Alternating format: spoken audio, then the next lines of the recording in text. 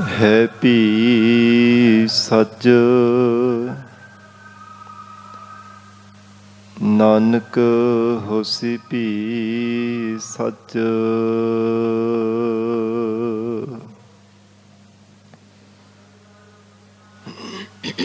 ਡੰਡਾਉਤ ਬੰਦਨ ਅਨਿਕ ਬਾਰ ਸਰਬ ਕਲਾ ਸਮਰੱਥ।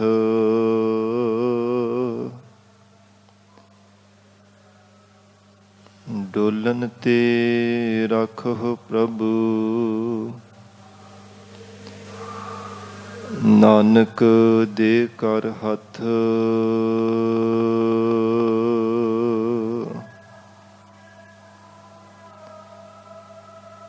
ਸਾ ਬੁੱਧ ਦੀਜੈ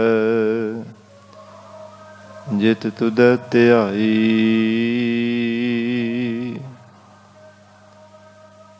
ਸਾ ਮਤ ਦੀਜੈ ਜਿਤ ਵਿਸਰਹਿ ਨਾਹੀ। ਸਾਸ ਸਾਸ ਤੇਰੇ ਗੁਣ ਗਾਵਾ ਓਟ ਨਾਨਕ ਗੁਰ ਚਰਣਾ ਜੀਓ।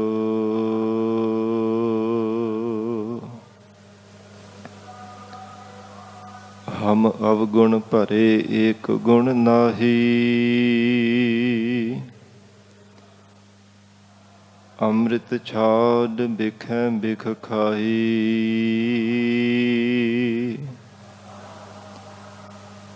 ਮਾਇਆ ਮੋਹ ਭਰਮ ਪੈ ਭੂਲੇ ਸੁਤ ਦਾਰਾ ਸਿਓ ਪ੍ਰੀਤ ਲਗਾਈ। ਇਕ ਉਤਮ ਪੰਥ ਸੁਣਿਓ ਗੁਰ ਸੰਗਤ ਤਿਹ ਮਿਲੰਤ ਜਮ ਤਰਾਸ ਮਿਟਾਈ।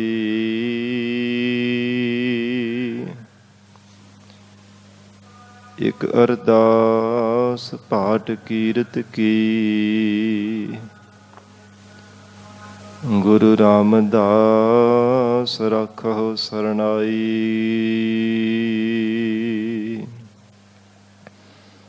ਕਹਾ ਬੁੱਧ ਪ੍ਰਭ ਤੁਛ ਹਮਾਰੀ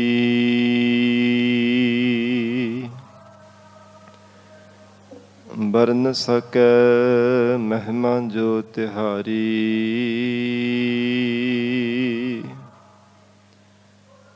ਹਮ ਨ ਸਕਤ ਕਰ ਸਿਫਤ ਤੁਮਾਰੀ। ਆਪ ਲੇਹੋ ਤੁਮ ਕਥਾ ਸੁਧਾਰੀ। ਹਮ ਨ ਸਕਤ ਕਰ ਸਿਫਤ ਤੁਮਾਰੀ।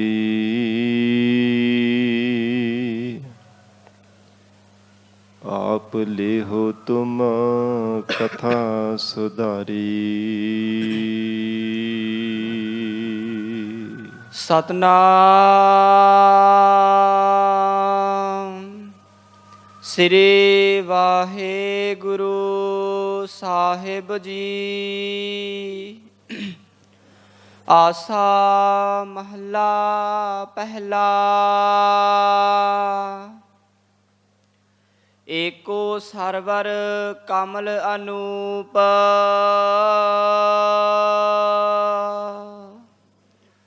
ਸਦਾ ਮਿਗਾਸੈ ਪਰਮਲ ਰੂਪ। ਉਜਲ ਮੋਤੀ ਜੁਗਹਿ ਹੰਸ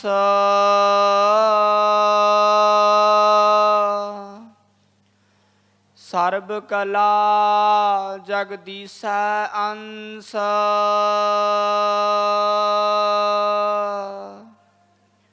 ਏਕੋ ਸਰਵਰ ਕਮਲ ਅਨੂਪ।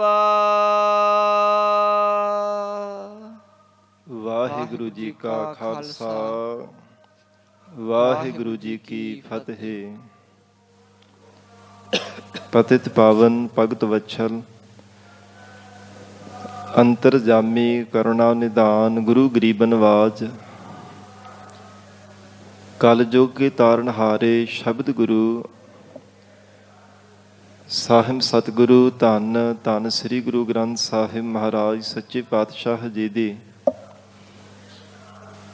ਪਾਵਨ ਪਵਿੱਤਰ ਹਜ਼ੂਰੀ ਅੰਦਰ ਜੁੜ ਬੈਠੇ ਗੁਰੂ ਖਾਲਸਾ ਸਾਧ ਸੰਗਤ ਜੀਓ, ਸਤਿਗੁਰੂ ਜੀ ਦੀ ਮਹਾਨ ਬਖਸ਼ਿਸ਼ ਦਾ ਸਦਕਾ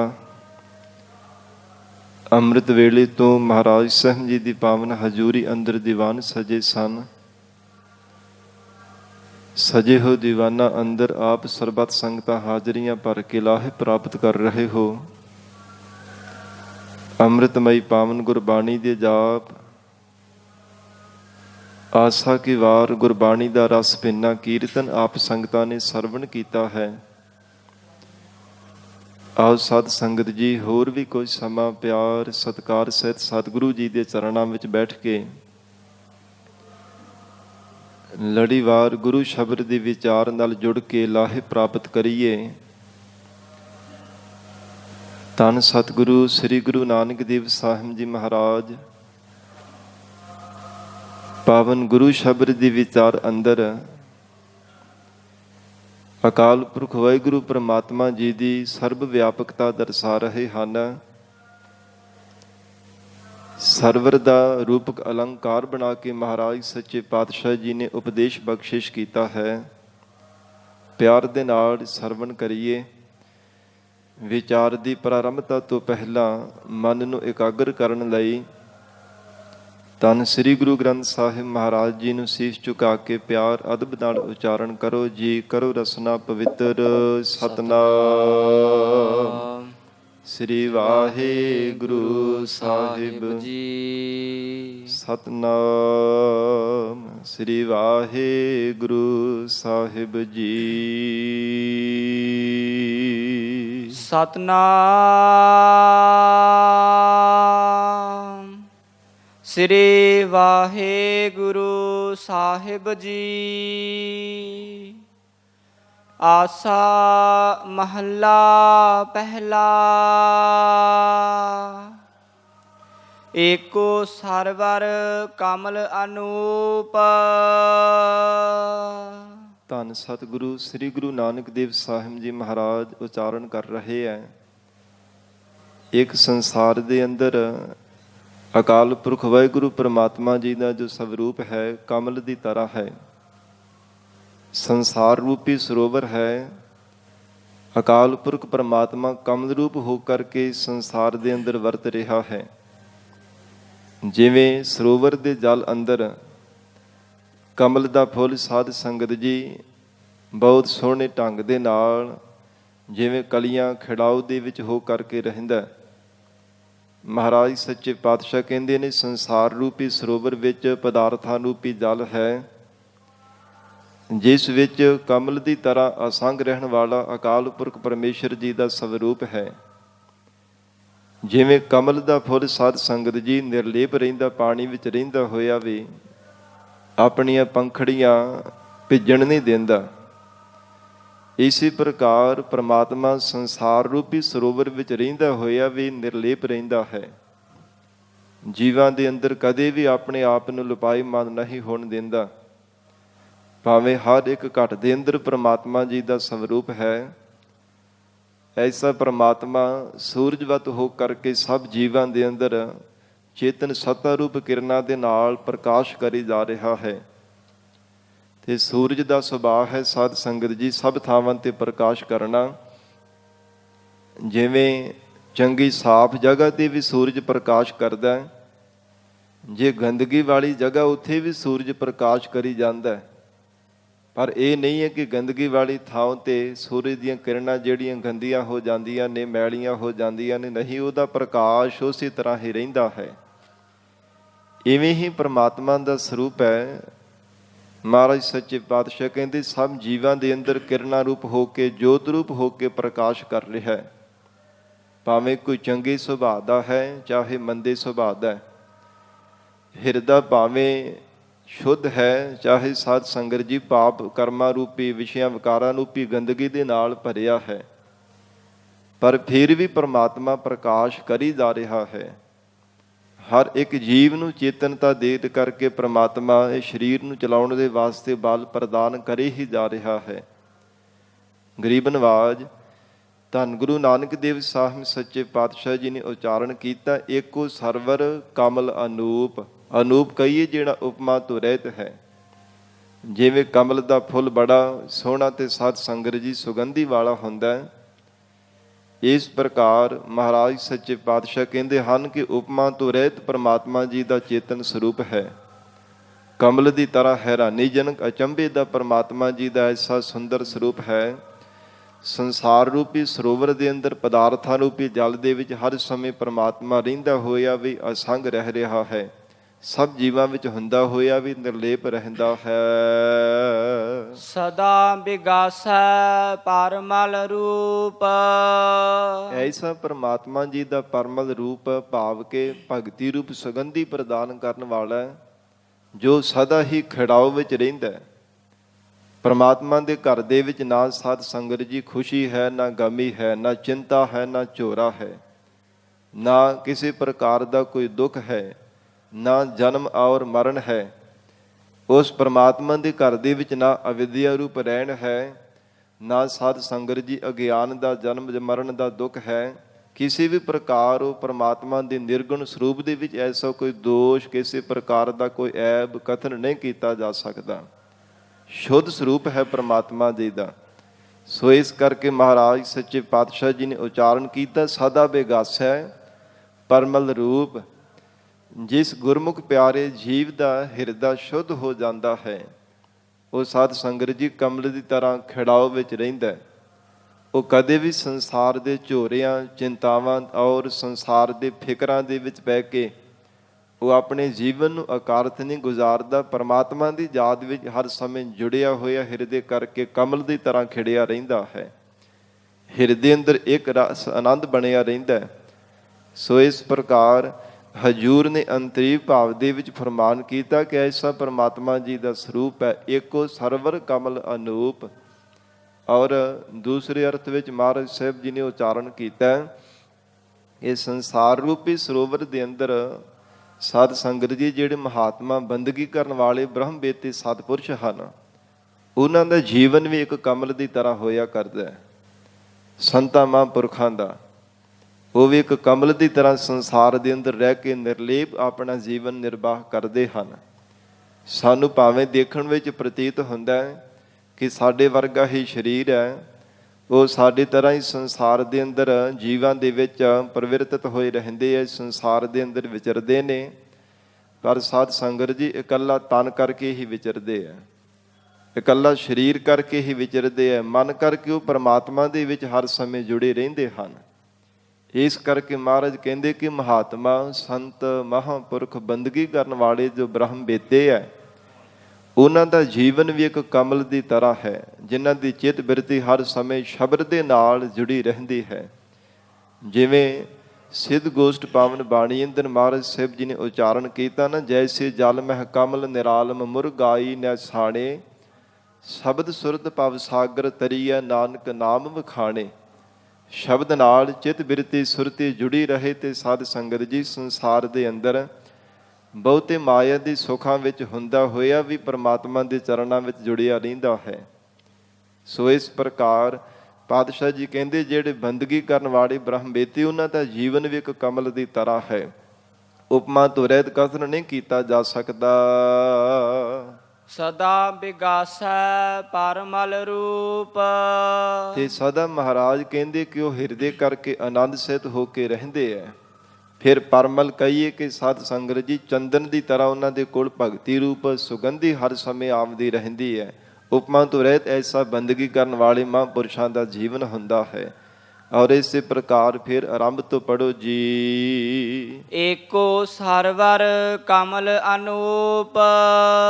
ਇਹ ਸੰਸਾਰ ਦੇ ਅੰਦਰ ਸਾਧ ਸੰਗਤ ਜੀ ਪਰਮਾਤਮਾ ਦੀ ਬਣਾਈ ਹੋਈ ਜੋ ਸਤ ਸੰਗਤ ਦੀ ਮਰਜ਼ਾਦਾ ਹੈ, ਇਹ ਸਤ ਸੰਗਤ ਵੀ ਇੱਕ ਸਰਵਰ ਦੀ ਤਰ੍ਹਾਂ ਹੈ, ਸਰੋਵਰ ਦੀ ਤਰ੍ਹਾਂ, ਜਿੱਥੇ ਜਗਿਆਸੂ ਰੂਪ ਹੰਸ ਆ ਕਰਕੇ ਸ਼ੁਭ ਗੁਣਾ ਰੂਪੀ ਮੋਤੀ ਆ ਕੇ ਚੁਗਦੇ ਹਨ। ਪਾਤਸ਼ਾਹ ਜੀ ਨੇ ਉਚਾਰਨ ਕੀਤਾ, ਏਕੋ ਸਰਵਰ ਕਮਲ ਅਨੂਪ। ਬੰਦਗੀ ਕਰਨ ਵਾਲੇ ਅਕਾਲ ਪੁਰਖ ਵਾਹਿਗੁਰੂ ਜੀ ਦੇ ਜੋ ਪਿਆਰੇ ਜਨ ਹਨ, ਉਹ ਸਾਧ ਸੰਗਤ ਜੀ ਸੰਸਾਰ ਰੂਪੀ ਸਰੋਵਰ ਦੇ ਅੰਦਰ ਅਕਾਲ ਪੁਰਖ ਵਾਹਿਗੁਰੂ ਪਰਮੇਸ਼ਰ ਦੀ ਯਾਦ ਵਿੱਚ ਜੁੜ ਕਰਕੇ ਰਹਿੰਦੇ ਹੈ।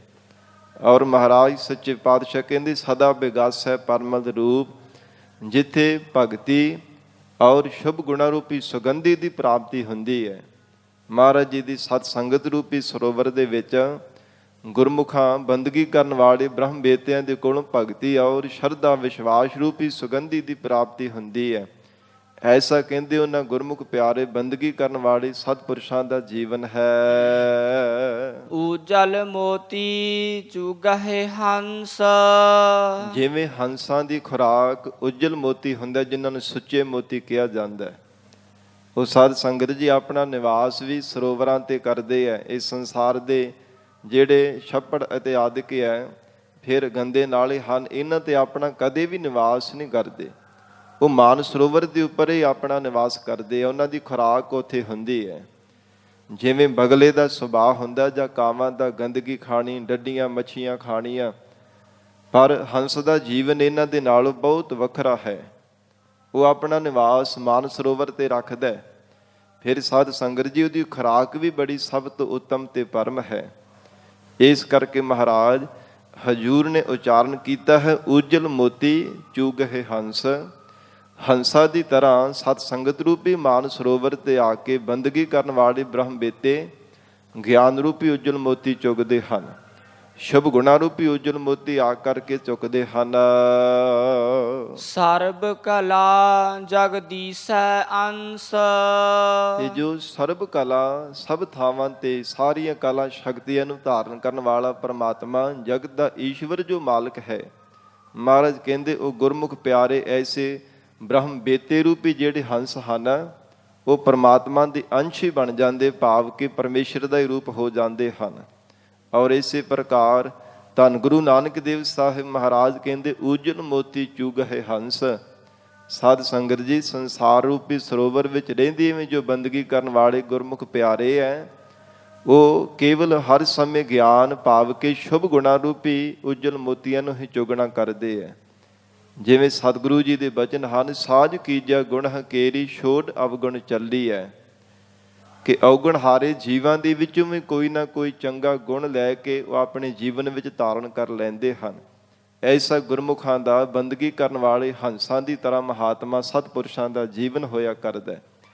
ਪਰ ਜਿਹੜੇ ਸੰਸਾਰ ਦੇ ਜੋ ਹੋਰ ਸੰਸਾਰ ਦੇ ਈਰਖਾਲੂ ਜਾਂ ਨਿੰਦਕ ਜੀਵ ਹੁੰਦੇ, ਔਗਣ ਹਾਰੇ ਹੁੰਦੇ, ਉਹ ਸਾਧ ਸੰਗਤ ਜੀ ਹਰ ਸਮੇਂ ਔਗਣ ਹੀ ਤੱਕਦੇ ਰਹਿੰਦੇ ਹੈ। ਉਹਨਾਂ ਦਾ ਸੁਭਾਅ ਹੁੰਦਾ ਕਿ ਹਰ ਸਮੇਂ ਔਗਣ ਹੀ ਦੇਖਦੇ ਰਹਿਣਾ। ਪਰ ਗੁਰਮੁਖਾਂ ਦਾ ਸੁਭਾਅ ਹੁੰਦਾ ਕਿ ਔਗਣ ਹਾਰੇ ਦੇ ਵਿੱਚੋਂ ਵੀ ਕੋਈ ਨਾ ਕੋਈ ਸ਼ੁਭ ਗੁਣ ਦੀ ਪ੍ਰਾਪਤੀ ਕਰਨੀ। ਸੋ ਇਸ ਪ੍ਰਕਾਰ ਮਹਾਰਾਜ ਸੱਚੇ ਪਾਤਸ਼ਾਹ ਜੀ ਨੇ ਉਚਾਰਨ ਕੀਤਾ, ਉਜਲ ਮੋਤੀ ਚੁਗਹਿ ਹੰਸ ਸਰਬ ਕਲਾ ਜਗਦੀਸੈ ਅੰਸ। ਜੋ ਸਰਬ ਕਲਾ ਸੰਪੰਨ ਅਕਾਲ ਪੁਰਖ ਪ੍ਰਮਾਤਮਾ ਜੀ ਦਾ ਸਵਰੂਪ ਹੈ, ਉਸ ਪ੍ਰਮਾਤਮਾ ਦੇ ਅੰਸ਼ ਭਾਵ ਚੇਤਨਤਾਈ ਨੂੰ ਹਰ ਸਮੇਂ ਆਪਣੇ ਹਿਰਦੇ ਅੰਦਰ ਯਾਦ ਕਰਦੇ ਰਹਿੰਦੇ ਹੈ। ਹਰ ਸਮੇਂ ਆਪਣੇ ਮਨ ਨੂੰ ਸਮਝਾਉਂਦੇ ਹਨ, ਹੇ ਮਨਾ ਤੂੰ ਪਰਮਾਤਮਾ ਦੀ ਅੰਸ਼ ਹੈ। ਹੇ ਮਨਾ ਤੇਰੇ ਅੰਦਰ ਪਰਮਾਤਮਾ ਅਕਾਲ ਪੁਰਖ ਵਾਹਿਗੁਰੂ ਜੀ ਦੀ ਜੋਤ ਹੈ। ਪਰਮਾਤਮਾ ਦੀ ਚੇਤਨਤਾ ਕਰਕੇ ਹੀ ਸੰਸਾਰ ਦੇ ਵਿੱਚ ਤੇਰਾ ਆਉਣਾ ਹੋਇਆ ਹੈ। ਜਿਵੇਂ ਮਹਾਰਾਜ ਸਾਹਿਬ ਜੀ ਨੇ ਫਰਮਾਨ ਕੀਤਾ ਨਾ, ਮਨ ਤੂੰ ਜੋਤ ਸਰੂਪ ਹੈ ਆਪਣਾ ਮੂਲ ਪਛਾਣ। ਮਨ ਹਰ ਜੀ ਤੇਰਾ ਨਾਲ ਹੈ ਗੁਰਮਤੀ ਰੰਗ ਮਾਣ। ਹੇ ਮਨਾ ਤੂੰ ਗੁਰਮਤਿ ਨੂੰ ਧਾਰਨ ਕਰਕੇ ਪਰਮੇਸ਼ਰ ਦੇ ਪਰਮ ਆਨੰਦ ਨੂੰ ਮਾਨਣਾ ਕਰ। ਪਰ ਉਹ ਤਾਂ ਹੀ ਹੈ ਜੇ ਮਨ ਮਤਾਂ ਦਾ ਤਿਆਗ ਕਰੇਗਾ। ਮਹਾਰਾਜ ਸੱਚੇ ਪਾਤਸ਼ਾਹ ਦੀ ਸਤ ਸੰਗਤ ਵਿੱਚ ਜੋੜ ਕੇ ਸਤਿਗੁਰਾਂ ਦੇ ਉਪਦੇਸ਼ ਨੂੰ ਜੀਵਨ ਦੇ ਵਿੱਚ ਕਮਾਵੇਂਗਾ। ਧੰਨ ਗੁਰੂ ਨਾਨਕ ਦੇਵ ਸਾਹਿਬ ਸੱਚੇ ਪਾਤਸ਼ਾਹ ਜੀ ਉਚਾਰਨ ਕਰ ਰਹੇ ਹੈ, ਐਸਾ ਉਹਨਾਂ ਬ੍ਰਹਮ ਬੇਤੇ ਰੂਪ ਹੰਸਾਂ ਦਾ ਜੀਵਨ ਹੈ। ਉਹ ਸ਼ੁਭ ਗੁਣਾ ਰੂਪੀ ਸੁੱਚੇ ਮੋਤੀਆਂ ਦੀ ਖੁਰਾਕ ਨੂੰ ਹਰ ਸਮੇਂ ਚੁਗਦੇ ਹਨ। ਜੋ ਦੀਸੈ ਸੋ ਉਪਜੈ ਬਿਨਸੈ। ਹੇ ਜੀਵ, ਜੋ ਕੁਝ ਵੀ ਸੰਸਾਰ ਦੇ ਅੰਦਰ ਦਿਸ ਰਿਹਾ ਹੈ, ਮਹਾਰਾਜ ਕਹਿੰਦੇ ਜੋ ਕੁਝ ਪੈਦਾ ਹੋਇਆ ਉਹ ਬਿਨਸਨਹਾਰਾ ਹੈ। ਜੋ ਕੁਝ ਵੀ ਸੰਸਾਰ ਦੇ ਅੰਦਰ ਤੈਨੂੰ ਨਜ਼ਰ ਆ ਰਿਹਾ ਹੈ, ਜੋ ਉਪਜਿਓ ਸੋ ਬਿਨਸ ਹੈ। ਪਰੋ ਆਜ ਕੈ ਕਾਲ ਨਾਨਕ ਹਰ ਗੁਣ ਗਾਏ ਲੇ ਛੱਡ ਸਗਲ ਜੰਜਾਲ। ਐ ਪ੍ਰਾਣਾ ਤਾਰੇ ਜੀਵ, ਜੋ ਕੁਝ ਪੈਦਾ ਹੋਇਆ ਉਹ ਇੱਕ ਨਾ ਇੱਕ ਦਿਨ ਬਿਨਸ ਹੀ ਜਾਣਾ ਹੈ। ਕੋਈ ਅੱਜ ਤੁਰਿਆ ਜਾ ਰਿਹਾ ਹੈ, ਕੋਈ ਕੱਲ੍ਹ ਤੁਰਿਆ ਜਾ ਰਿਹਾ ਹੈ। ਇਉਂ ਕਹਿ ਲਈਏ ਕਿ ਸੰਸਾਰ ਇੱਕ ਚੱਲੋ ਚੱਲੀ ਦਾ ਮੇਲਾ ਹੈ। ਜਿਵੇਂ ਮੇਲੇ ਵਿੱਚ ਸਾਧ ਸੰਗਤ ਜੀ ਕੁਝ ਜੀਵ ਆਈ ਜਾਂਦੇ ਹੈ, ਕੁਝ ਚਾਈ ਜਾਂਦੇ ਹੈ, ਰੰਗ ਬਰੰਗੀਆਂ ਖਿਡੌਣਿਆਂ ਦੀਆਂ, ਮਠਿਆਈਆਂ ਦੀਆਂ, ਕਿੰਨੇ ਕਿੰਨੇ ਬਾਜ਼ਾਰ ਸਜੇ ਹੁੰਦੇ ਮੇਲਿਆਂ ਦੇ ਵਿੱਚ। ਇਸੇ ਤਰ੍ਹਾਂ ਮਹਾਰਾਜ ਕਹਿੰਦੇ ਸੰਸਾਰ ਦੇ ਅੰਦਰ ਪ੍ਰਮਾਤਮਾ ਨੇ ਇਹ ਮੇਲਾ ਹੀ ਬਣਾਇਆ ਹੋਇਆ ਹੈ।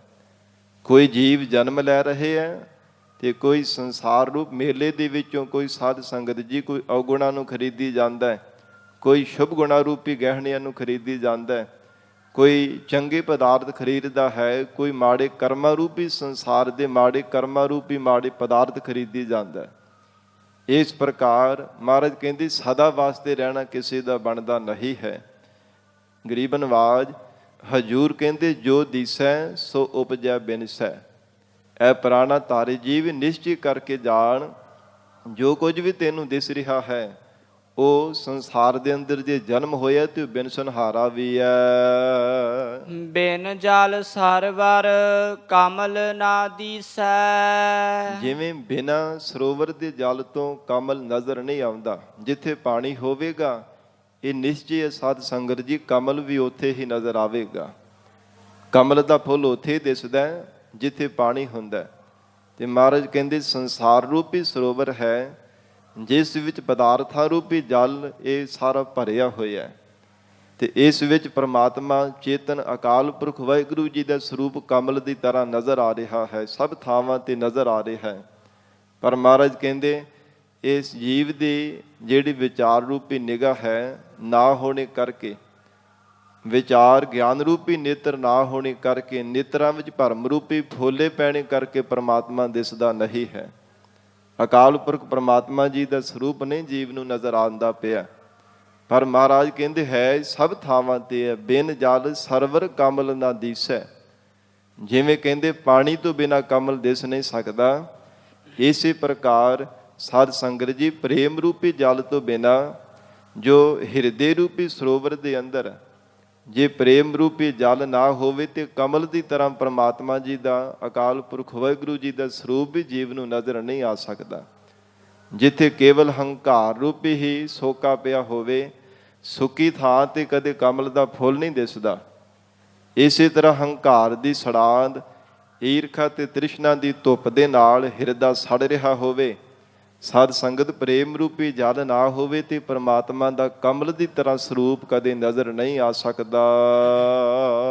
ਰਹਾਉ ਵਿਸਰਾਮ ਦੇ ਕੇ ਹਜੂਰ ਫਰਮਾਉਂਦੇ ਹਨ, ਬਿਰਲਾ ਬੂਝੈ ਪਾਵੈ ਭੇਦ। ਜੋ ਕੋਈ ਵਿਰਲਾ ਹੀ ਗੁਰਮੁਖ ਪਿਆਰਾ ਹੁੰਦਾ, ਜੋ ਵਾਹਿਗੁਰੂ ਜੀ ਦੇ ਸਰੂਪ ਨੂੰ ਬੁੱਝਦਾ ਤੇ ਪ੍ਰਮਾਤਮਾ ਦੀ ਪ੍ਰਾਪਤੀ ਦਾ ਭੇਦ ਜਾਣਦਾ ਹੈ। ਮਹਾਰਾਜ ਸਾਹਿਬ ਜੀ ਦੇ ਉਪਦੇਸ਼ ਨੂੰ ਜੀਵਨ ਵਿੱਚ ਕਮਾ ਕੇ, ਨਹੀਂ ਤੇ ਸਾਧ ਸੰਗਤ ਜੀ ਜੀਵਨ ਭਰ ਅਵਿਦਿਆ ਰੂਪ ਨੀਂਦਰਾ ਵਿੱਚ ਸੁੱਤਿਆ ਹੋਇਆ ਹੀ ਅਵਸਥਾ ਦੀ ਰੈਣ ਬਤੀਤ ਹੋ ਜਾਂਦੀ ਹੈ।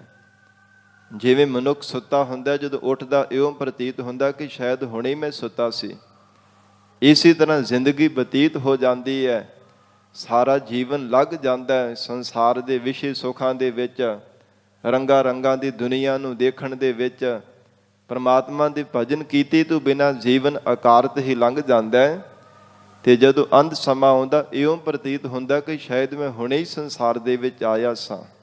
ਮਹਾਰਾਜ ਧੰਨ ਗੁਰੂ ਨਾਨਕ ਦੇਵ ਸਾਹਿਬ ਸੱਚੇ ਪਾਤਸ਼ਾਹ ਜੀ ਨੇ ਉਚਾਰਨ ਕੀਤਾ ਕਿ ਕੋਈ ਵਿਰਲਾ ਹੀ ਗੁਰਮੁਖ ਪਿਆਰਾ ਇਸ ਭੇਦ ਨੂੰ ਜਾਣਦਾ ਹੈ, ਨਹੀਂ ਤਾਂ ਅਗਿਆਤ ਹੋ ਕੇ ਅਵਿਦਿਆ ਰੂਪ ਨੀਂਦਰਾ ਵਿੱਚ ਸੁੱਤਿਆਂ ਹੀ ਸਾਰੀ ਅਵਸਥਾ ਲੰਘ ਜਾਂਦੀ ਹੈ।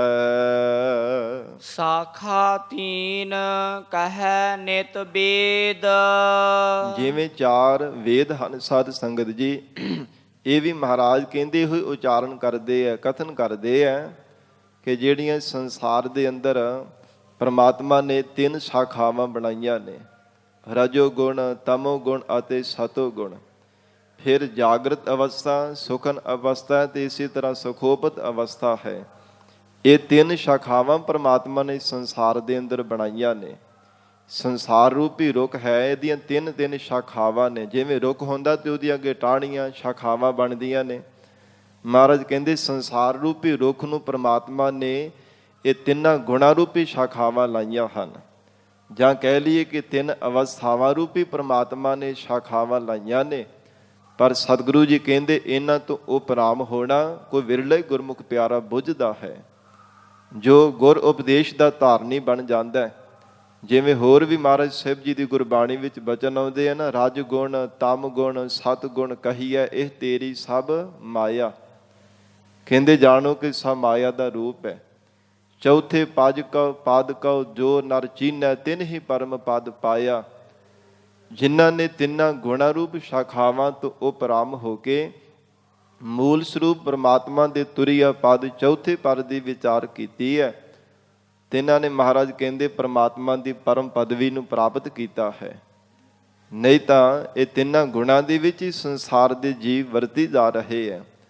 ਕੋਈ ਤਮੋ ਗੁਣੀ ਸੁਭਾਅ ਦਾ ਕ੍ਰੋਧੀ ਹੈ, ਹਰ ਸਮੇਂ ਕ੍ਰੋਧ ਦੇ ਵਿੱਚ ਹੀ ਕਦੇ ਕਿਸੇ ਨਾਲ ਝਗੜਦਾ, ਕਦੇ ਕਿਸੇ ਨਾਲ ਝਗੜਦਾ ਹੈ। ਕੋਈ ਰਜੋਗੁਣੀ ਸੁਭਾਅ ਦਾ ਹਰ ਸਮੇਂ ਬਸ ਲੋਭ ਹੀ ਕਰਦਾ ਰਹਿੰਦਾ। ਤੇ ਕੋਈ ਸਤੋਗੁਣੀ ਸੁਭਾਅ ਦਾ ਚਿੱਤ ਭਾਵੇਂ ਸ਼ਾਂਤ ਹੁੰਦਾ ਪਰ ਰਿੱਧੀਆਂ ਸਿੱਧੀਆਂ ਕਰਾਮਾਤਾਂ ਦੇ ਵਿੱਚ ਪਰਚਿਆ ਰਹਿੰਦਾ। ਜਗਤ ਦੀ ਮਾਣ ਵਡਿਆਈ ਵਿੱਚ ਹੀ ਹਰ ਸਮੇਂ ਲੱਗਾ ਰਹਿੰਦਾ। ਪਰ ਮਹਾਰਾਜ ਕਹਿੰਦੇ ਜੋ ਬ੍ਰਹਮ ਬੇਤੇ ਹੈ, ਜਿਨ੍ਹਾਂ ਨੇ ਮਹਾਰਾਜ ਸਾਹਿਬ ਜੀ ਦੇ ਉਪਦੇਸ਼ ਨੂੰ ਜੀਵਨ ਦੇ ਵਿੱਚ ਕਮਾਇਆ, ਉਹ ਇਹਨਾਂ ਤਿੰਨਾਂ ਤੋਂ ਉਪਰਾਮ ਹੋ ਕੇ ਵਾਹਿਗੁਰੂ ਦੀ ਰਜ਼ਾ ਵਿੱਚ ਰਹਿ ਕੇ ਜੀਵਨ ਨਿਰਵਾਹ ਕਰਦੇ ਹੈ। ਐਸਾ ਤਿੰਨਾਂ ਗੁਰਮੁਖਾਂ ਦਾ ਜੀਵਨ ਹੈ। ਪਰ ਮਹਾਰਾਜ ਕਹਿੰਦੇ ਨੇ ਕਿ ਕੋਈ ਵਿਰਲਾ ਹੀ ਇਸ ਭੇਦ ਨੂੰ ਜਾਣਨਾ ਕਰਦਾ ਹੈ। ਹਰ ਕੋਈ ਨਹੀਂ ਇਸ ਤਿੰਨਾਂ ਸ਼ਾਖਾ ਰੂਪੀ, ਤਿੰਨਾਂ ਗੁਣਾ ਰੂਪੀ ਭੇਦ ਨੂੰ ਜਾਣ ਸਕਦਾ। ਨਾਦ ਬਿੰਦ ਕੀ ਸੁਰਤ ਸਮਾਏ। ਜੋ ਕੁਝ ਵੀ ਸੰਸਾਰ ਦੇ ਅੰਦਰ ਜੀਵ ਦੇਖਦਾ ਨਾ, ਅੱਖਾਂ ਦੇ ਨਾਲ ਜਾਂ ਕੰਨਾਂ ਦੇ ਨਾਲ ਸੁਣਦਾ ਹੈ, ਉਹ ਕੁਝ ਜੀਵ ਦੇ ਅੰਦਰ ਬੁੱਧੀ ਜੋ ਹੈ ਨਾ, ਸਾਧ ਸੰਗਤ ਜੀ, ਜੋ ਪ੍ਰਮਾਤਮਾ ਨੇ ਮੱਤ ਦਿੱਤੀ, ਉਹ ਬੁੱਧੀ ਦੇ ਅੰਦਰ ਪ੍ਰਵੇਸ਼ ਕਰੀ ਜਾਂਦਾ, ਭਾਵ ਕਿ ਉਹ ਗ੍ਰਹਿਣ ਕਰੀ ਜਾਂਦਾ। ਜੋ ਕੁਝ ਵੀ ਅੱਖਾਂ ਦੇ ਨਾਲ ਦੇਖਦਾ, ਜੋ ਕੁਝ ਕੰਨਾਂ ਦੇ ਨਾਲ ਸੁਣਦਾ ਹੈ, ਤੇ ਆਉਣ ਵਾਲੇ ਸਮੇਂ ਵਿੱਚ ਉਹ ਕੁਝ ਬਾਰ-ਬਾਰ ਉਹ ਸਿਮਰਤੀ ਵਿੱਚ ਆਈ ਜਾਂਦਾ। ਜਿਵੇਂ ਚਿੱਤ ਦੀਆਂ ਸਾਧ ਸੰਗਤ ਜੀ 5 ਬਿਰਤੀਆਂ ਮੰਨੀਆਂ ਗਈਆਂ ਹਨ, ਉਹਨਾਂ ਦੇ ਵਿੱਚੋਂ ਜਿਹੜੀ ਸਿਮਰਤੀ ਹੈ ਨਾ, ਭਾਵ ਕਿ ਜੋ ਕੁਝ ਪਹਿਲਾਂ ਲੰਘੇ ਸਮੇਂ ਵਿੱਚ ਦੇਖਿਆ ਸੀ, ਬਾਰ-ਬਾਰ ਕੰਨਾਂ ਦੇ ਨਾਲ ਸੁਣਿਆ ਸੀ, ਉਹ ਕੁਝ ਬਾਰ-ਬਾਰ ਧਿਆਨ ਦੇ ਵਿੱਚ ਆਈ ਜਾਂਦਾ, ਉਹਨੂੰ ਸਿਮਰਤੀ ਬਿਰਤੀ ਕਿਹਾ ਜਾਂਦਾ। ਇਸ ਪ੍ਰਕਾਰ ਤੇ ਜਦੋਂ ਵਿਸ਼ੇਸ਼ ਕਰਕੇ ਅਸੀਂ ਗੁਰਬਾਣੀ ਪੜ੍ਹਦੇ ਹਾਂ, ਨਿਤਨੇਮ ਕਰਦੇ ਹਾਂ ਜਾਂ ਨਾਮ ਜਪਣ ਲੱਗਦੇ ਹਾਂ, ਸਾਧ ਸੰਗਤ ਜੀ, ਪਿਛਲਾ ਸਮਾਂ ਸਾਨੂੰ ਚੇਤੇ ਆਈ ਜਾਂਦਾ। ਉਹ ਜੋ ਲੰਘੇ ਹੋਏ, ਜੋ ਕੁਝ ਅੱਖਾਂ ਦੇ ਨਾਲ ਕਈ ਵਾਰ ਬਹੁਤਾ ਦੇਖਿਆ ਹੁੰਦਾ ਜਾਂ ਬਹੁਤਾ ਸੁਣਿਆ ਹੁੰਦਾ, ਜਾਂ ਰਸਨਾ ਤੋਂ ਬਾਰ-ਬਾਰ ਜੋ ਬਹੁਤਾ ਬੋਲਿਆ ਹੁੰਦਾ, ਉਹ ਕੁਝ ਸਾਡੇ ਧਿਆਨ ਦੇ ਵਿੱਚ ਆਈ ਜਾਂਦਾ। ਇਹਨੂੰ ਸਿਮਰਤੀ ਬਿਰਤੀ ਕਿਹਾ ਜਾਂਦਾ। ਤੇ ਮਹਾਰਾਜ ਹਜੂਰ ਕਹਿੰਦੇ ਹਨ ਕਿ ਜਿੰਨੀਆਂ ਵੀ ਇਹ ਬੁੱਧੀ ਦੇ ਅੰਦਰ ਸਾਧ ਸੰਗਤ ਜੀ ਆਸਾਵਾਂ, ਤ੍ਰਿਸ਼ਨਾਵਾਂ ਜਾਂ ਜਿੰਨੇ ਵੀ ਸੰਕਲਪ ਵਿਕਲਪ ਫੁਰਨੇ ਹੈ, ਜੋ ਕੁਝ ਵੀ ਇਹ ਜੀਵ ਨੇ ਅੱਖਾਂ ਦੇ ਨਾਲ ਦੇਖਿਆ ਜਾਂ ਕੰਨਾਂ ਦੇ ਨਾਲ ਸੁਣਿਆ, ਨਾਦ ਬਿੰਦ ਕੀ ਸੁਰਤ ਸਮਾਏ। ਕਹਿੰਦੇ ਜੋ ਕੁਝ ਵੀ ਜੇ ਇਹਨੇ ਦੇਖਿਆ ਨਾ, ਜੀਵ ਦਾ ਜੇ ਕਿਤੇ ਸਮਾ ਜਾਣਾ ਕਰੇ, ਤੇ ਫਿਰ ਨਾਦ ਮਹਾਰਾਜ ਜੀ ਦੇ ਉਪਦੇਸ਼ ਦੁਆਰਾ ਬਿੰਦ ਬ੍ਰਹਮ ਸਰੂਪ ਦੇ ਵੀ ਜੀਵ ਦਾ ਸਮਾਉਣਾ ਹੋ ਜਾਂਦਾ ਹੈ। ਫਿਰ ਅਕਾਲ ਪੁਰਖ ਪਰਮਾਤਮਾ ਦੇ ਵੀ ਸਮਾਉਣਾ ਹੁੰਦਾ। ਪਰ ਸਾਧ ਸੰਗਤ ਜੀ ਹੈ ਬੜਾ ਕਠਿਨ ਹੈ। ਮਹਾਂਪੁਰਖ ਸੰਤ ਬਾਬਾ ਗੁਰਬਚਨ ਸਿੰਘ ਜੀ ਖਾਲਸਾ ਪਿੰਡਰਾਂ ਵਾਲੇ, ਤਿੰਨਾਂ ਨੇ ਬੜਾ ਸੋਹਣਾ ਇੱਕ ਉਦਾਹਰਣ ਦੇ ਕਰਕੇ ਉਪਦੇਸ਼ ਦਿੱਤਾ ਇਸ ਪੰਕਤੀ ਦੇ ਆਧਾਰ ਤੇ। ਕਹਿੰਦੇ ਕਿ ਇੱਕ ਸੇਲਾ ਸੀ ਜੰਗਲ ਦੇ ਵਿੱਚ, ਪੱਥਰ ਦੀ ਬਣੀ ਹੋਈ ਸੇਲ, ਤੇ ਉਹ ਇੰਨੀ ਜ਼ਿਆਦਾ ਸਾਫ਼ ਸੀ। ਕਈ ਵਾਰ ਹੁਣ ਵੀ ਆਪ ਨੇ ਦੇਖਿਆ ਹੋਵੇਗਾ, ਕਈ ਪ੍ਰਕਾਰ ਦੇ ਪੱਥਰ ਆਉਂਦੇ ਹੈ। ਪੱਥਰ ਕਈ ਇੱਦਾਂ ਦੇ ਸਾਧ ਸੰਗਤ ਜੀ, ਉਹਨਾਂ ਦੇ ਵਿੱਚੋਂ ਸ਼ੀਸ਼ੇ ਦੀ ਤਰ੍ਹਾਂ ਸਾਡਾ ਆਪਣਾ ਚਿਹਰਾ ਹੀ ਨਜ਼ਰ ਆਉਣ ਲੱਗ ਪੈਂਦਾ। ਇੰਨੀ ਸਫਾਈ ਦੇ ਨਾਲ ਉਹ ਪੱਥਰ ਬਣੇ ਹੁੰਦੇ ਹੈ। ਜੰਗਲ ਦੇ ਵਿੱਚ ਇੱਕ ਪੱਥਰ ਸੀ, ਸ਼ੀਸ਼ੇ ਦੀ ਤਰ੍ਹਾਂ ਉਹ ਸਿਲ ਬਣੀ ਹੋਈ। ਤੇ ਕਹਿੰਦੇ ਉਦਾਹਰਣ ਵਜੋਂ ਬੜਾ ਸੋਹਣਾ ਉਹਨਾਂ ਨੇ ਸਮਝਾਇਆ ਮਹਾਂਪੁਰਖਾਂ ਨੇ ਕਿ ਹਰ ਇੱਕ ਜਾਨਵਰ ਆਉਂਦਾ ਤੇ ਆਪਣਾ ਚਿਹਰਾ ਉਹਦੇ ਵਿੱਚ ਆ ਕੇ ਦੇਖ ਕੇ ਚਲਾ ਜਾਂਦਾ।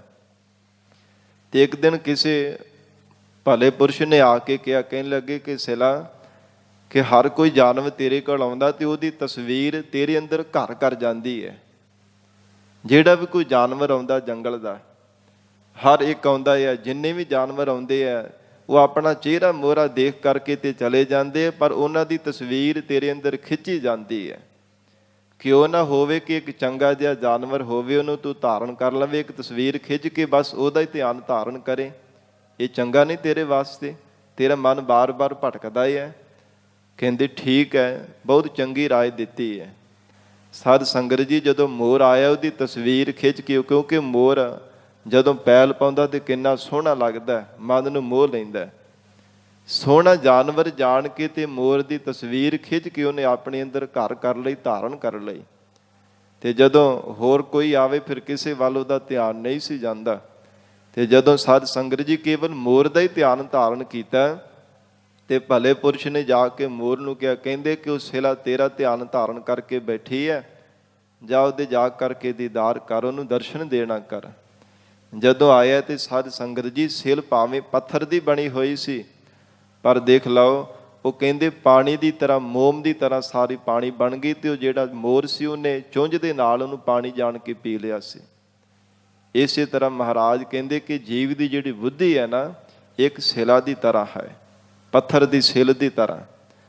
ਜੋ ਕੁਝ ਵੀ ਅੱਖਾਂ ਦੇ ਨਾਲ ਜੀਵ ਦੇਖਦਾ ਉਹ ਤਸਵੀਰਾਂ ਖਿੱਚ ਖਿੱਚ ਕੇ ਆਪਣੇ ਅੰਦਰ ਧਾਰਨ ਕਰੀ ਜਾਂਦਾ ਹੈ, ਕਰੀ ਜਾਂਦਾ ਹੈ। ਉਹ ਸਿਲ ਤਾਂ ਕੇਵਲ ਦੇਖ ਕੇ ਧਾਰਨ ਕਰਦੀ ਸੀ, ਪਰ ਜੀਵ ਬੋਲ ਕੇ ਵੀ ਧਾਰਨ ਕਰਦਾ, ਕੰਨਾਂ ਦੇ ਨਾਲ ਸੁਣ ਕੇ ਵੀ ਧਾਰਨ ਕਰੀ ਜਾਂਦਾ। ਇਹਨਾਂ ਇੰਦਰੀਆਂ ਦੇ ਰਾਹੀਂ ਸਾਰਿਆਂ ਪਾਸਿਆਂ ਤੋਂ ਪਤਾ ਨਹੀਂ ਕਿੰਨੇ ਕੁ ਰੰਗਾਂ ਦੀਆਂ ਬੋਲ ਕੇ, ਸੁਣ ਕੇ ਜਾਂ ਦੇਖ ਕਰਕੇ ਤਸਵੀਰਾਂ ਨੂੰ ਧਾਰਨ ਕਰਦਾ। ਮਹਾਰਾਜ ਜੇ ਭਲੇ ਗਰੀਬ ਨਵਾਜ ਸਤਿਗੁਰੂ ਜੀ ਨੇ ਭਲੇ ਪੁਰਸ਼ਾਂ ਦੀ ਤਰ੍ਹਾਂ ਉਪਦੇਸ਼ ਦਿੱਤਾ ਹੈ, ਜੀਵ ਜੇਕਰ ਮਹਾਤਮਾ ਰੂਪ ਗਰੀਬ ਨਵਾਜ ਸਤਿਗੁਰੂ ਜੀ ਦੀ ਸੋਹਣੀ ਤਸਵੀਰ ਦਾ ਤੂੰ ਧਿਆਨ ਧਾਰਨ ਕਰ ਲਵੇ ਤੇ ਫਿਰ ਸੋਰ ਸੰਸਾਰ ਦੀਆਂ ਤਸਵੀਰਾਂ ਦਾ ਸਾਰਾ ਧਿਆਨ ਆਪਣੇ ਆਪ ਅਭਾਵ ਹੋ ਜਾਵੇਗਾ। ਇਸੇ ਤਰ੍ਹਾਂ ਹੀ ਹੋਇਆ ਜਦੋਂ ਜੀਵ ਨੇ ਮਹਾਰਾਜ ਸਾਹਿਬ ਜੀ ਦੇ ਸਰੂਪ ਦਾ ਧਿਆਨ ਧਾਰਨ ਕੀਤਾ ਤੇ ਜਿੰਨੇ ਵੀ ਸੰਸਾਰ ਦੇ ਹੋਰ ਰੰਗਾਂ ਦੀ ਦੁਨੀਆ, ਸਾਧ ਸੰਗਤ ਜੀ ਸਾਰੇ ਦੇ ਸਾਰੇ ਧਿਆਨ, ਸਾਰੇ ਜਿੰਨੀਆਂ ਵੀ ਤਸਵੀਰਾਂ ਸਨ ਉਹ ਅਭਾਵ ਹੋ ਗਈਆਂ। ਭਾਵ ਉਹ ਬੁੱਧੀ ਦੇ ਵਿੱਚੋਂ ਸਾਰੇ ਜਿਹੜੇ ਸੀ ਆਪਣੇ ਆਪ ਹੀ ਮਿਟ ਗਈਆਂ, ਅਭਾਵ ਹੋ ਗਈਆਂ। ਫਿਰ ਜਿੱਥੇ ਵੀ ਜਾਂਦਾ ਕੇਵਲ ਮਹਾਰਾਜ ਸਾਹਿਬ ਜੀ ਦਾ ਹੀ ਸਰੂਪ ਦਾ ਧਿਆਨ ਧਾਰਨ ਕਰਦਾ ਹੈ। ਤੇ ਜਦੋਂ ਗਰੀਬ ਨਵਾਜ ਸਤਿਗੁਰਾਂ ਦੇ ਸਰੂਪ ਦਾ ਹਰ ਸਮੇਂ ਧਿਆਨ ਧਾਰਨ ਕੀਤਾ ਤੇ ਫਿਰ ਸਤਿਗੁਰੂ ਜੀ ਰੂਪ ਹੀ ਫਿਰ ਹੋ ਜਾਣਾ ਕੀਤਾ। ਇਸ ਪ੍ਰਕਾਰ ਮਹਾਰਾਜ ਸੱਚੇ ਪਾਤਸ਼ਾਹ ਜੀ ਕਹਿੰਦੇ ਨੇ, ਨਾਦ ਬਿੰਦ ਕੀ ਸੁਰਤ ਸਮਾਏ। ਕਹਿੰਦੇ ਹਨ ਕਿ ਬਿੰਦ ਬ੍ਰਹਮ ਰੂਪ ਦੇ ਵੀ ਜੀਵ ਦਾ ਸਮਾਉਣਾ ਹੋ ਜਾਂਦਾ ਹੈ। ਜੇ ਕਿਤੇ ਗਰੀਬ ਨਵਾਜ ਮਹਾਰਾਜ ਸਾਹਿਬ ਜੀ ਦੇ ਉਪਦੇਸ਼ ਦਾ ਧਾਰਨੀ ਬਣ ਕੇ ਜੀਵ ਦੇ ਚਿਰ ਦੀਆਂ ਬਿਰਤੀਆਂ, ਸੰਕਲਪ, ਵਿਕਲਪ, ਜਿੰਨੇ ਵੀ ਰੰਗਾਂ ਦੀ ਸੰਸਾਰ ਦੀ ਦੁਨੀਆ ਰੂਪ ਤਸਵੀਰਾਂ ਧਾਰਨ ਕੀਤੀਆਂ, ਉਹਨਾਂ ਨੂੰ ਅਭਾਵ ਕਰ ਦੇਣਾ ਕਰਦਾ ਹੈ। ਸਤਿਗੁਰ ਸੇਵ ਪਰਮ ਪਦ ਪਾਏ। ਜਿਨ੍ਹਾਂ ਨੇ ਪੂਰੇ ਸਤਿਗੁਰੂ ਜੀ ਦੇ ਚਰਨਾਂ ਦੀ ਸੇਵਾ ਕੀਤੀ ਹੈ ਤਿਨਾਂ ਨੇ ਪਰਮ ਪਦਵੀ ਦੀ ਪ੍ਰਾਪਤੀ ਕਰ ਲਈ ਹੈ।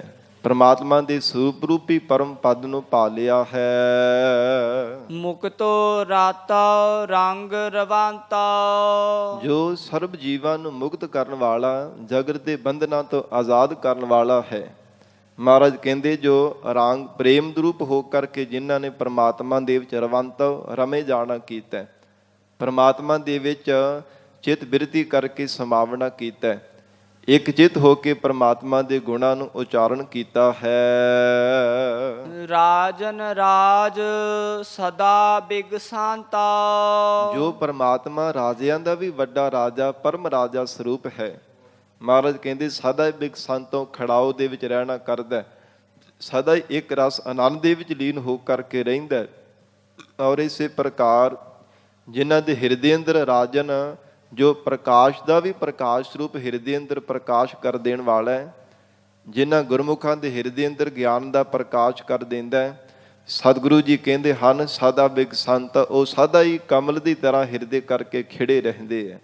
ਉਹਨਾਂ ਦੇ ਹਿਰਦੇ ਅੰਦਰ ਪਰਮ ਆਨੰਦ ਬਣਿਆ ਰਹਿੰਦਾ ਹੈ। ਜਿਸ ਤੂੰ ਰਾਖੇ ਕਿਰਪਾ ਧਾਰ। ਇਹ ਪ੍ਰਮਾਤਮਾ ਆਪ ਜਿਨ੍ਹਾਂ ਤੇ ਕਿਰਪਾ ਧਾਰਨ ਕਰਕੇ ਜਿਨ੍ਹਾਂ ਨੂੰ ਰੱਖ ਲੈਂਦੇ ਹੋ, ਮਹਾਰਾਜ ਔਗਣਾਂ ਨੂੰ ਧਾਰਨ ਕਰਨੇ ਤੋਂ ਰੱਖਿਆ ਕਰ ਦਿੰਦੇ ਹੋ, ਖੋਟੀ ਸੰਗਤ ਵਿੱਚ ਪੈਣੇ ਤੋਂ ਜਿਨ੍ਹਾਂ ਨੂੰ ਬਚਾ ਲੈਂਦੇ ਹੋ, ਜਗਤ ਦੇ ਵਿਸ਼ਿਆਂ ਵਿਕਾਰਾਂ ਪਾਪ ਕਰਮਾਂ ਦੇ ਵਿੱਚ ਪੈਣੇ ਤੋਂ ਮਹਾਰਾਜ ਆਪ ਕਿਰਪਾ ਕਰਕੇ ਰੱਖਿਆ ਕਰ ਲੈਂਦੇ ਹੋ। ਹੇ ਮਹਾਰਾਜ ਜਿਨ੍ਹਾਂ ਨੂੰ ਆਪ ਜੀ ਸੰਸਾਰ ਰੂਪੀ ਸਮੁੰਦਰ ਵਿੱਚ ਡੁੱਬਣ ਤੋਂ ਪੈਣੇ ਤੋਂ ਬਚਾ ਲੈਂਦੇ ਹੋ, ਮਹਾਰਾਜ ਜੰਮਣ ਮਨ ਰੂਪੀ ਗੋਤੇ ਖਾਣ ਤੋਂ ਆਪ ਜੀ ਰੱਖਿਆ ਕਰ ਲੈਂਦੇ ਹੋ। ਬੂਟਤ ਪਾਹਨ ਤਾਰਹਿ ਤਾਰ। ਉਹ ਤਾਂ ਪਾਹਨ ਪੱਥਰ ਦੀ ਤਰ੍ਹਾਂ ਮਹਾਰਾਜ ਡੁੱਬਦੇ ਹੋਏ ਵੀ ਮਹਾਰਾਜ ਉਹਨਾਂ ਨੂੰ ਆਪ ਜੀ ਤਾਰ ਲੈਣਾ ਕਰਦੇ ਹੋ। ਤਾਰਨ ਤਾਰ, ਆਪ ਜੀ ਤਾਰ ਦੇਂਦੇ, ਹੋਰਨਾਂ ਨੂੰ ਵੀ ਉਹ ਤਾਰਨ ਦੇ ਸਮਰੱਥ ਹੋ ਜਾਂਦੇ ਹੈ। ਭਾਵੇਂ ਪੱਥਰ ਦੀ ਤਰ੍ਹਾਂ ਉਹ ਪਾਪੀ ਵੀ ਸੰਸਾਰ ਦੇ ਜੀਵ ਹਨ, ਪਰ ਮਹਾਰਾਜ ਜਿਨ੍ਹਾਂ ਤੇ ਆਪ ਜੀ ਕਿਰਪਾ ਕਰ ਦਿੰਦੇ ਹੋ, ਪ੍ਰਭ ਭਾਵੈ ਤਾਂ ਪਾਥਰ ਤਰਾਵੈ। ਆਪ ਜੀ ਨੂੰ ਮਹਾਰਾਜ ਸੱਚੇ ਪਾਤਸ਼ਾਹ ਜੇ ਭਾ ਜਾਵੇ ਤੇ ਪੱਥਰ ਵੀ ਤਰ ਜਾਂਦੇ ਹੈ। ਪੱਥਰ ਵਰਗੇ ਜਿਹੜੇ ਸੰਸਾਰ ਦੇ ਪਾਪੀ ਜੀਵ ਹੈ, ਪਾਪ ਕਰਮ ਕਰ ਕਰਕੇ ਭਾਰੇ ਹੋ ਗਏ ਹੈ। ਪਾਪ ਕਰਮਾਂ ਦੀਆਂ ਪੰਡਾਂ ਜਿਨ੍ਹਾਂ ਨੇ ਆਪਣੇ ਸਿਰਾਂ ਤੇ ਚੱਕੀਆਂ ਹੋਈਆਂ ਨੇ, ਜੇ ਪਰਮੇਸ਼ਰ ਨੂੰ ਭਾ ਜਾਵੇ ਤੇ ਉਹ ਵੀ ਭਾਦਾਇਕ ਸੰਸਾਰ ਸਾਗਰ ਤੋਂ ਤਰ ਜਾਂਦੇ ਹਨ। ਤ੍ਰਿਭਵਨ ਮਹਿ ਜੋਤ ਤ੍ਰਿਭਵਨ ਮਹਿ ਜਾਣਿਆ। ਤਿੰਨਾਂ ਲੋਕਾਂ ਵਿੱਚ ਪਰਮਾਤਮਾ ਦੀ ਜੋਤ ਸਰਬ ਵਿਆਪਕ ਹੈ, ਸਭ ਥਾਵਾਂ ਤੇ ਹੈ। ਮਹਾਰਾਜ ਕਹਿੰਦੇ ਜਿਨ੍ਹਾਂ ਦੇ ਹਿਰਦੇ ਅੰਦਰ ਪਰਮਾਤਮਾ ਨੇ ਸੋਝੀ ਬਖਸ਼ੀ ਹੈ, ਉਹ ਤਿੰਨਾਂ ਭਵਨਾਂ ਦੇ ਗਿਆਤੇ ਬਣ ਜਾਂਦੇ ਹੈ। ਉਹ ਸਭ ਥਾਵਾਂ ਤੇ ਤਿੰਨਾਂ ਭਵਨਾਂ ਦੇ ਜੀਵ ਜੰਤੂਆਂ ਵਿੱਚ ਹੀ ਪਰਮਾਤਮਾ ਨੂੰ ਜਾਣ ਲੈਂਦੇ ਹਨ। ਉਲਟ ਭਾਈ ਘਰ ਘਰ ਮਹਿ ਆਣਿਆ। ਤੇ ਜਿਨ੍ਹਾਂ ਦੀ ਚਿੱਤ ਬਿਰਤੀ ਸੰਸਾਰ ਤੋਂ ਉਲਟ ਕੇ ਬ੍ਰਹਮ ਦੇ ਵਿੱਚ ਲੀਨ ਹੋ ਗਈ ਹੈ, ਤਿੰਨਾਂ ਨੇ ਮਹਾਰਾਜ ਕਹਿੰਦੇ ਸਭ ਘਰਾਂ ਘਰਾਂ ਵਿੱਚ, ਘਰ ਹਿਰਦਿਆਂ ਰੂਪ ਘਰਾਂ ਵਿੱਚ, ਪ੍ਰਤੱਖ ਵੀ ਸੰਸਾਰ ਰੂਪੀ ਘਰਾਂ ਦੇ ਅੰਦਰ ਇੱਕ ਪਰਮਾਤਮਾ ਦੇ ਸਰੂਪ ਨੂੰ ਹੀ ਆਇਆ ਹੋਇਆ ਜਾਣਿਆ ਹੈ। ਨਿਸ਼ਚੈ ਕਰਕੇ ਕਿ ਪਰਮਾਤਮਾ ਕੇਵਲ ਆਪ ਜੀ ਦਾ ਸਰੂਪ ਹੈ, ਜੋ ਸਭ ਥਾਵਾਂ ਤੇ ਆਇਆ ਹੈ, ਵਿਆਪਕ ਹੈ। ਅਹਨਿਸ ਭਗਤ ਕਰੇ ਲਿਵ ਲਾਏ। ਐਸੇ ਗੁਰਮੁਖ ਪਿਆਰੇ ਇਹ ਦਿਨ ਤੇ ਨਿਸ ਰਾਤ, ਰਾਤ ਵੀ ਦਿਨੇ ਵੀ ਪ੍ਰੇਮਾ ਭਗਤੀ ਕਰਦੇ ਹੋਏ ਪਰਮਾਤਮਾ ਦੇ ਚਰਨਾਂ ਵਿੱਚ ਲਿਵ ਲਾਈ ਰੱਖਦੇ ਹਨ। ਨਾਨਕ ਤਿਨ ਕੈ ਲਾਗੈ ਪਾਏ। ਧੰਨ ਗੁਰੂ ਨਾਨਕ ਦੇਵ ਸਾਹਿਬ ਪਾਤਸ਼ਾਹ ਜੀ ਕਹਿੰਦੇ, ਹੈ ਗੁਰਮੁਖੋ, ਐਸੇ ਬੰਦਗੀ ਕਰਨ ਵਾਲੇ ਗੁਰਮੁਖ ਪਿਆਰੇ ਸੰਤਾਂ ਮਹਾਂਪੁਰਸ਼ਾਂ ਦੇ ਚਰਨ ਹੀ ਲੱਗਣਾ ਚਾਹੀਦਾ। ਨਿਮਰਤਾਵਾਨ ਹੋ ਕੇ ਤਿਨਾਂ ਦੀ ਸਤ ਸੰਗਤ ਕਰਨੀ ਚਾਹੀਦੀ ਹੈ। ਨਾਨਕ ਤਿਨ ਕੈ ਲਾਗੋ ਪਾਏ। ਮਹਾਰਾਜ ਕਹਿੰਦੇ ਉਹਨਾਂ ਦੇ ਅਸੀਂ ਚਰਨੀ ਜੁੜਦੇ ਹਾਂ, ਜੋ ਗੁਰਮੁਖ ਪਿਆਰੇ ਹਰ ਸਮੇਂ ਚਿੱਤ ਬਿਰਤੀ ਨੂੰ ਪਰਮਾਤਮਾ ਵਿੱਚ ਜੋੜ ਕੇ ਰੱਖਦੇ ਹਨ। ਆਸਾ ਮਹੱਲਾ ਪਹਿਲਾ। ਗੁਰਮਤਿ ਸਾਚੀ ਹੁਜਤ ਦੂਰ। ਸਤਿਗੁਰੂ ਨਾਨਕ ਦੇਵ ਸਾਹਿਬ ਪਾਤਸ਼ਾਹ ਜੀ ਫਰਮਾਉਂਦੇ ਹਨ, ਜਿਨ੍ਹਾਂ ਨੇ ਸੱਚੀ ਗੁਰਮਤਿ ਨੂੰ ਜੀਵਨ ਵਿੱਚ ਧਾਰਨ ਕਰ ਲਿਆ ਹੈ, ਉਹਨਾਂ ਦੀ ਹੁਜਤਾਂ ਭਾਵ ਕਿ ਜਿਵੇਂ ਕੋਈ ਹੁਜਤਾਂ ਕਰਦੇ ਹਨ, ਹੁੱਲੜਬਾਜ਼ੀ ਕਰਦੇ ਆ, ਕੋਈ ਸ਼ੰਕੇ ਕਾਨ ਕਨੌਟ, ਜਿਵੇਂ ਮਹਾਰਾਜ ਸਾਹਿਬ ਜੀ ਦੇ ਬਚਨਾਂ ਤੇ ਕੋਈ ਸਾਧ ਸੰਗਤ ਜੀ ਸ਼ੰਕੇ ਕਰੀ ਜਾਂਦੇ ਨੇ, ਕੁਝ ਗੁਰਬਾਣੀ ਤੇ ਵੀ ਸ਼ੰਕੇ ਕਰੀ ਜਾਂਦੇ ਹਨ, ਕੁਝ ਗੁਰ ਇਤਿਹਾਸ ਦੇ ਵੀ ਸ਼ੰਕੇ ਕਰੀ ਜਾਂਦੇ ਆ, ਤੇ ਕੋਈ ਗੁਰਮਰਜ਼ਾਦਾ ਤੇ ਬਾਰ-ਬਾਰ ਸ਼ੰਕੇ ਕਰਦੇ ਹਨ ਕਿ ਇਹ ਜੀ ਆਪਣੀ ਬਣਾਈਆਂ ਹੋਈਆਂ ਮਰਜ਼ਾਦਾਵਾਂ ਨੇ। ਪਰ ਸਾਧ ਸੰਗਤ ਜੀ, ਜ਼ਿੰਦਗੀ ਵਿੱਚ ਕੋਈ ਵੀ ਮਨੁੱਖ ਨੇ ਕੰਮ ਕਰਨਾ ਹੋਵੇ, ਮਰਜ਼ਾਦਾ ਤੋਂ ਬਿਨਾਂ ਨਹੀਂ ਪੂਰਾ ਕੀਤਾ ਜਾ ਸਕਦਾ। ਕੋਈ ਵੀ ਜ਼ਿੰਦਗੀ ਵਿੱਚ ਭਾਵੇਂ ਦੁਨਿਆਵੀ ਕੰਮ ਵੀ ਲੈ ਲਓ, ਜਿੰਨੀ ਦੇਰ ਤੱਕ ਉਹ ਕਾਰਜ ਦੀ ਮਰਜ਼ਾਦਾ ਵਿੱਚ ਨਹੀਂ ਰਹਿੰਦਾ, ਮਰਜ਼ਾਦਾ ਦੀ ਉਲੰਘਣਾ ਕਰਦਾ ਹੈ, ਉਹ ਦੁਨਿਆਵੀ ਕਾਰਜ ਵੀ ਕਦੇ ਸਫਲਤਾ ਨਹੀਂ ਉਹਦੇ ਵਿੱਚ ਪ੍ਰਾਪਤ ਕਰ ਸਕੇਗਾ। ਤੇ ਮਹਾਰਾਜ ਹਜ਼ੂਰ ਕਹਿੰਦੇ ਇਸੇ ਤਰ੍ਹਾਂ ਧਰਮ ਦੀ ਆਪੋ ਆਪਣੀ ਮਰਜ਼ਾਦਾ ਹੈ। ਤੇ ਮਹਾਰਾਜ ਕਹਿੰਦੇ ਜਿਹੜੇ ਕੋਈ ਹੁੱਲੜਬਾਜ਼ੀ ਜੀਵ ਹੁੰਦੇ ਨਾ, ਹੁਜਤਾਂ ਕਰਦੇ ਰਹਿੰਦੇ ਬਾਰ-ਬਾਰ, ਕਦੇ ਕਿਸੇ ਨੂੰ ਮਖੌਲ ਕਰ ਲਿਆ, ਕਦੇ ਕਿਸੇ ਦੀ ਨਿੰਦਿਆ ਕਰ ਲਈ, ਕਦੇ ਕਿਸੇ ਦਾ ਹਾਸਾ ਮਖੌਲ ਕਰ ਦਿੱਤਾ। ਮਹਾਰਾਜ ਕਹਿੰਦੇ ਐਸੀ ਜਿਹੜੀ ਹੁਜਤਬਾਜ਼ੀ ਨੇ, ਹੁੱਲੜਬਾਜ਼ੀ ਹੈ, ਉਹ ਦੂਰ ਹੋ ਜਾਂਦੀ ਜੇ ਕਿਤੇ ਜੀਵ ਗੁਰਮਤਿ ਨੂੰ ਧਾਰਨ ਕਰੇ। ਪਰ ਗੁਰਮਤਿ ਤੋਂ ਹਰ ਸਮੇਂ ਅਵੇਸਲਾ ਹੀ ਹੋ ਕਰਕੇ ਰਹਿੰਦਾ ਹੈ। ਇਸੇ ਕਰਕੇ ਤਾਂ ਸਾਧ ਸੰਗਤ ਜੀ, ਅਸੀਂ ਬਾਰ-ਬਾਰ ਸ਼ੰਕੇ ਕਰਨੋਂ ਹਟਦੇ ਨਹੀਂ, ਸਾਡੇ ਮਨਾਂ ਵਿੱਚ ਸ਼ੰਕੇ ਪਏ ਰਹਿੰਦੇ ਹੈ। ਮਹਾਰਾਜ ਸਾਹਿਬ ਜੀ ਦੀ ਬਾਣੀ ਤੇ ਗੁਰੂ ਕੇ ਬਚਨਾਂ ਤੇ ਗੁਰਮਰਜ਼ਾਦਾ ਤੇ ਬਾਰ-ਬਾਰ ਅਸੀਂ ਕਟਾਕਸ਼ ਕਰਦੇ ਰਹਿੰਦੇ ਹਾਂ। ਕਾਰਨ ਕੀ ਹੈ? ਅਸੀਂ ਗੁਰਮਤਿ ਨਹੀਂ ਧਾਰਨ ਕਰਦੇ, ਮਹਾਰਾਜ ਸਾਹਿਬ ਜੀ ਦਾ ਉਪਦੇਸ਼ ਨਹੀਂ ਸਰਵਣ ਕਰਦੇ, ਸ਼ਰਧਾ ਵਿਸ਼ਵਾਸ ਰੂਪ ਕੰਨਾਂ ਦੇ ਨਾਲ ਸਤਿਗੁਰੂ ਜੀ ਦੀ ਸਿੱਖਿਆ ਨਹੀਂ ਸੁਣਦੇ। ਇਸ ਕਰਕੇ ਇਹ ਹੁਜਤ ਜਿਹੜੀ ਹੁੱਲੜਬਾਜ਼ੀ ਹਰ ਸਮੇਂ ਸਾਡੇ ਮਨ ਦੇ ਅੰਦਰ ਘਰ ਕਰੀ ਰਹਿੰਦੀ ਹੈ, ਸਾਡੇ ਮਨਾਂ ਵਿੱਚ ਸ਼ੰਕੇ ਦੂਰ ਹੀ ਨਹੀਂ ਹੁੰਦੇ। ਸੋ ਮਹਾਰਾਜ ਸਤਿਗੁਰੂ ਜੀ ਆਖਦੇ ਨੇ, ਗੁਰਮਤਿ ਸਾਚੀ ਹੁਜਤ ਦੂਰ। ਜੇ ਕਿਤੇ ਮਹਾਰਾਜ ਸਾਹਿਬ ਜੀ ਦਾ ਸੱਚਾ ਉਪਦੇਸ਼ ਧਾਰਨ ਕਰ ਲਵੇ, ਮਹਾਰਾਜ ਕਹਿੰਦੇ ਕਿ ਇਹਦੀ ਹੁੱਲੜਬਾਜੀ, ਹੁਜਤ, ਕਾਟ ਕਨੌਤ ਜਿੰਨੇ ਵੀ ਸ਼ੰਕੇ ਆ ਦੂਰ ਹੋ ਜਾਣਗੇ। ਬਹੁਤ ਸਿਆਣਪ ਲਾਗੈ ਤੂਰ। ਜਿਹੜਾ ਮਨੁੱਖ ਆਪਣੀਆਂ ਹਰ ਸਮੇਂ ਸਿਆਣਪਾਂ ਜਤਾਉਂਦਾ ਰਹਿੰਦਾ ਕਿ ਮੈਂ ਬਹੁਤਾ ਸਿਆਣਾ ਹਾਂ, ਮੇਰੇ ਨਾਲ ਕੌਣ ਸਿਆਣ ਵਾਲਾ ਹੋ ਸਕਦਾ ਹੈ, ਲਾਗੈ ਧੂਰ। ਕਹਿੰਦੇ ਉਹਦੇ ਸਿਰ ਦੇ ਵਿੱਚ ਜੋ ਸਾਧ ਸੰਗਤ ਜੀ ਫਿਟਕਾਰਾਂ ਰੂਪੀ, ਲਾਹਣਤਾਂ ਰੂਪੀ ਧੂੜੀ ਸਵਾਹ ਪੈਂਦੀ ਹੈ। ਜਾਣੋ ਕਿ ਨਿੰਦਿਆ ਰੂਪ ਸਵਾਹ ਉਹਦੇ ਸਿਰ ਵਿੱਚ ਪੈਂਦੀ ਹੈ। ਅੰਤ ਸਮੇਂ ਸੰਸਾਰ ਦੇ ਵੀ ਉਹਦੀ ਨਿੰਦਿਆ ਹੁੰਦੀ ਹੈ, ਪਰਮਾਤਮਾ ਦੇ ਘਰ ਦੇ ਵਿੱਚ ਵੀ ਕਿਹੜਾ ਨੂੰ ਢੋਈ ਮਿਲ ਜਾਂਦੀ ਹੈ। ਜਿਹੜਾ ਹਰ ਸਮੇਂ ਆਪਣੀਆਂ ਸਿਆਣਪਾਂ ਜਤਾਉਂਦਾ ਰਹਿੰਦਾ, ਕਿਉਂਕਿ ਇਹ ਸਾਧ ਸੰਗਤ ਜੀ ਐਸੇ ਆਪਣੀਆਂ ਸਿਆਣਪਾਂ ਜਤਾਉਣ ਵਾਲਿਆਂ ਦੇ ਐਸੇ ਸਾਧ ਸੰਗਤ ਜੀ ਕੰਮ ਹੈ ਜਿਨ੍ਹਾਂ ਨੇ ਗੁਰ ਇਤਿਹਾਸ ਨੂੰ ਵੀ ਵਿਗਾੜਨ ਦਾ ਯਤਨ ਕੀਤਾ ਹੈ। ਗੁਰਬਾਣੀ ਦੀਆਂ ਪੰਕਤੀਆਂ ਤੇ ਮਹਾਰਾਜ ਸਾਹਿਬ ਜੀ ਦੀ ਪਾਵਨ ਬਾਣੀ ਤੇ ਵੀ ਸ਼ੰਕੇ ਕਰਦੇ, ਨਹੀਂ ਜੀ ਇਹ ਮਹਾਰਾਜ ਦੀ ਬਾਣੀ ਨਹੀਂ ਹੋ ਸਕਦੀ। ਉਹ ਆਪਣੀਆਂ ਸਿਆਣਪਾਂ ਜ਼ਿਆਦਾ ਜਤਾਉਂਦੇ ਹੈ, ਪਰ ਸਤਿਗੁਰਾਂ ਦੇ ਬਖਸ਼ੇ ਹੋਏ ਉਪਦੇਸ਼ ਨੂੰ ਸੁਣਦੇ ਨਹੀਂ, ਗੁਰਮਤਿ ਨੂੰ ਧਾਰਨ ਨਾ ਕਰਨੀ ਕਰਕੇ ਹੀ ਉਹ ਬਾਰ-ਬਾਰ ਸ਼ੰਕੇ ਕਰਦੇ ਆ ਜੀ ਦਸਮ ਬਾਣੀ ਮਹਾਰਾਜ ਸਾਹਿਬ ਜੀ ਦੀ ਗੁਰਬਾਣੀ ਨਹੀਂ ਹੈ। ਔਰ ਇਸ ਪ੍ਰਕਾਰ ਮਹਾਰਾਜ ਕਹਿੰਦੇ ਗੁਰਮਤਿ ਤੋਂ ਹੀਣੇ ਹੋਣ ਕਰਕੇ ਆਪਣੀਆਂ ਸਿਆਣਪਾਂ ਜਤਾਉਂਦੇ ਹੈ, ਪਰ ਲਾਗੈ ਧੂਰ। ਫਿਰ ਉਹਨਾਂ ਨੂੰ ਮਿਲਦਾ ਕੀ ਹੈ? ਧੰਨ ਗੁਰੂ ਨਾਨਕ ਦੇਵ ਸਾਹਿਬ ਪਾਤਸ਼ਾਹ ਕਹਿੰਦੇ ਲਾਹਣਤਾਂ ਰੂਪੀ ਧੂੜੀ ਸਵਾਹ ਹੀ ਉਹਨਾਂ ਨੂੰ ਮਿਲਦੀ ਹੈ। ਲੋਕ ਪਰਲੋਕ ਦੇ ਵਿੱਚ ਉਹਨਾਂ ਦੀ ਪਤ ਇੱਜ਼ਤ ਚਲੀ ਜਾਂਦੀ ਹੈ। ਲਾਗੀ ਮੈਲ ਮਿਟੈ ਸਚ ਨਾਏ। ਇਹ ਜੀਵ ਜਨਮਾਂ ਜਨਮਾਂਤਰਾਂ ਦੀ ਪਾਪ ਕਰਮਾਂ ਦੀ ਲੱਗੀ ਹੋਈ ਮੈਲ ਸੱਚੇ ਨਾਮ ਕਰਕੇ ਮਿਟਦੀ ਹੈ, ਲਹਿੰਦੀ ਹੈ। ਪਰਮਾਤਮਾ ਦੇ ਨਾਮ ਰੂਪੀ ਜਲ ਕਰਕੇ ਹੀ ਸਾਫ਼ ਹੁੰਦੀ ਹੈ, ਹਿਰਦਾ ਸ਼ੁੱਧ ਹੋ ਸਕਦਾ ਹੈ। ਗੁਰ ਪ੍ਰਸਾਦ ਰਹਿ ਲਿਵ ਲਾਏ। ਇਹ ਜੀਵ ਗੁਰਾਂ ਦੀ ਕਿਰਪਾ ਦੁਆਰਾ ਤੋਂ ਪਰਮਾਤਮਾ ਦੇ ਚਰਨਾਂ ਵਿੱਚ ਲਿਵ ਲਾ ਸਕਦਾ ਹੈ ਹਜੂਰ ਹਾਜ਼ਰ ਅਰਦਾਸ।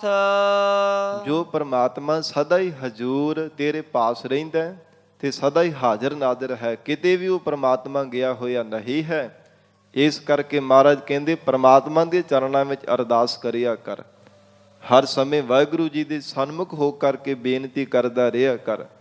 ਜਿੱਥੇ ਕਿਤੇ ਸੰਸਾਰ ਦੇ ਕੋਨੇ ਤੇ ਹੋਵੇ, ਹਰ ਸਮੇਂ ਮਨ ਵਿੱਚ ਭੈ ਤੇ ਪ੍ਰੇਮ ਧਾਰਨ ਕਰਕੇ ਕਿ ਪਰਮਾਤਮਾ ਮੈਨੂੰ ਦੇਖ ਰਿਹਾ ਹੈ। ਜੇ ਹੋਰ ਨਹੀਂ ਕੋਈ ਮੈਨੂੰ ਦੇਖਦਾ, ਪਰਮੇਸ਼ਰ ਤਾਂ ਮੈਨੂੰ ਦੇਖਦਾ ਹੀ ਪਿਆ ਹੈ ਨਾ, ਪਰਮੇਸ਼ਰ ਤਾਂ ਮੈਨੂੰ ਹਰ ਸਮੇਂ ਸੁਣਦਾ ਹੀ ਪਿਆ ਹੈ ਨਾ। ਪਰਮਾਤਮਾ ਤੋਂ ਤਾਂ ਨਹੀਂ ਨਾ ਕੋਈ ਮੈਨੂੰ ਝੁਠਲਾ ਸਕਦਾ।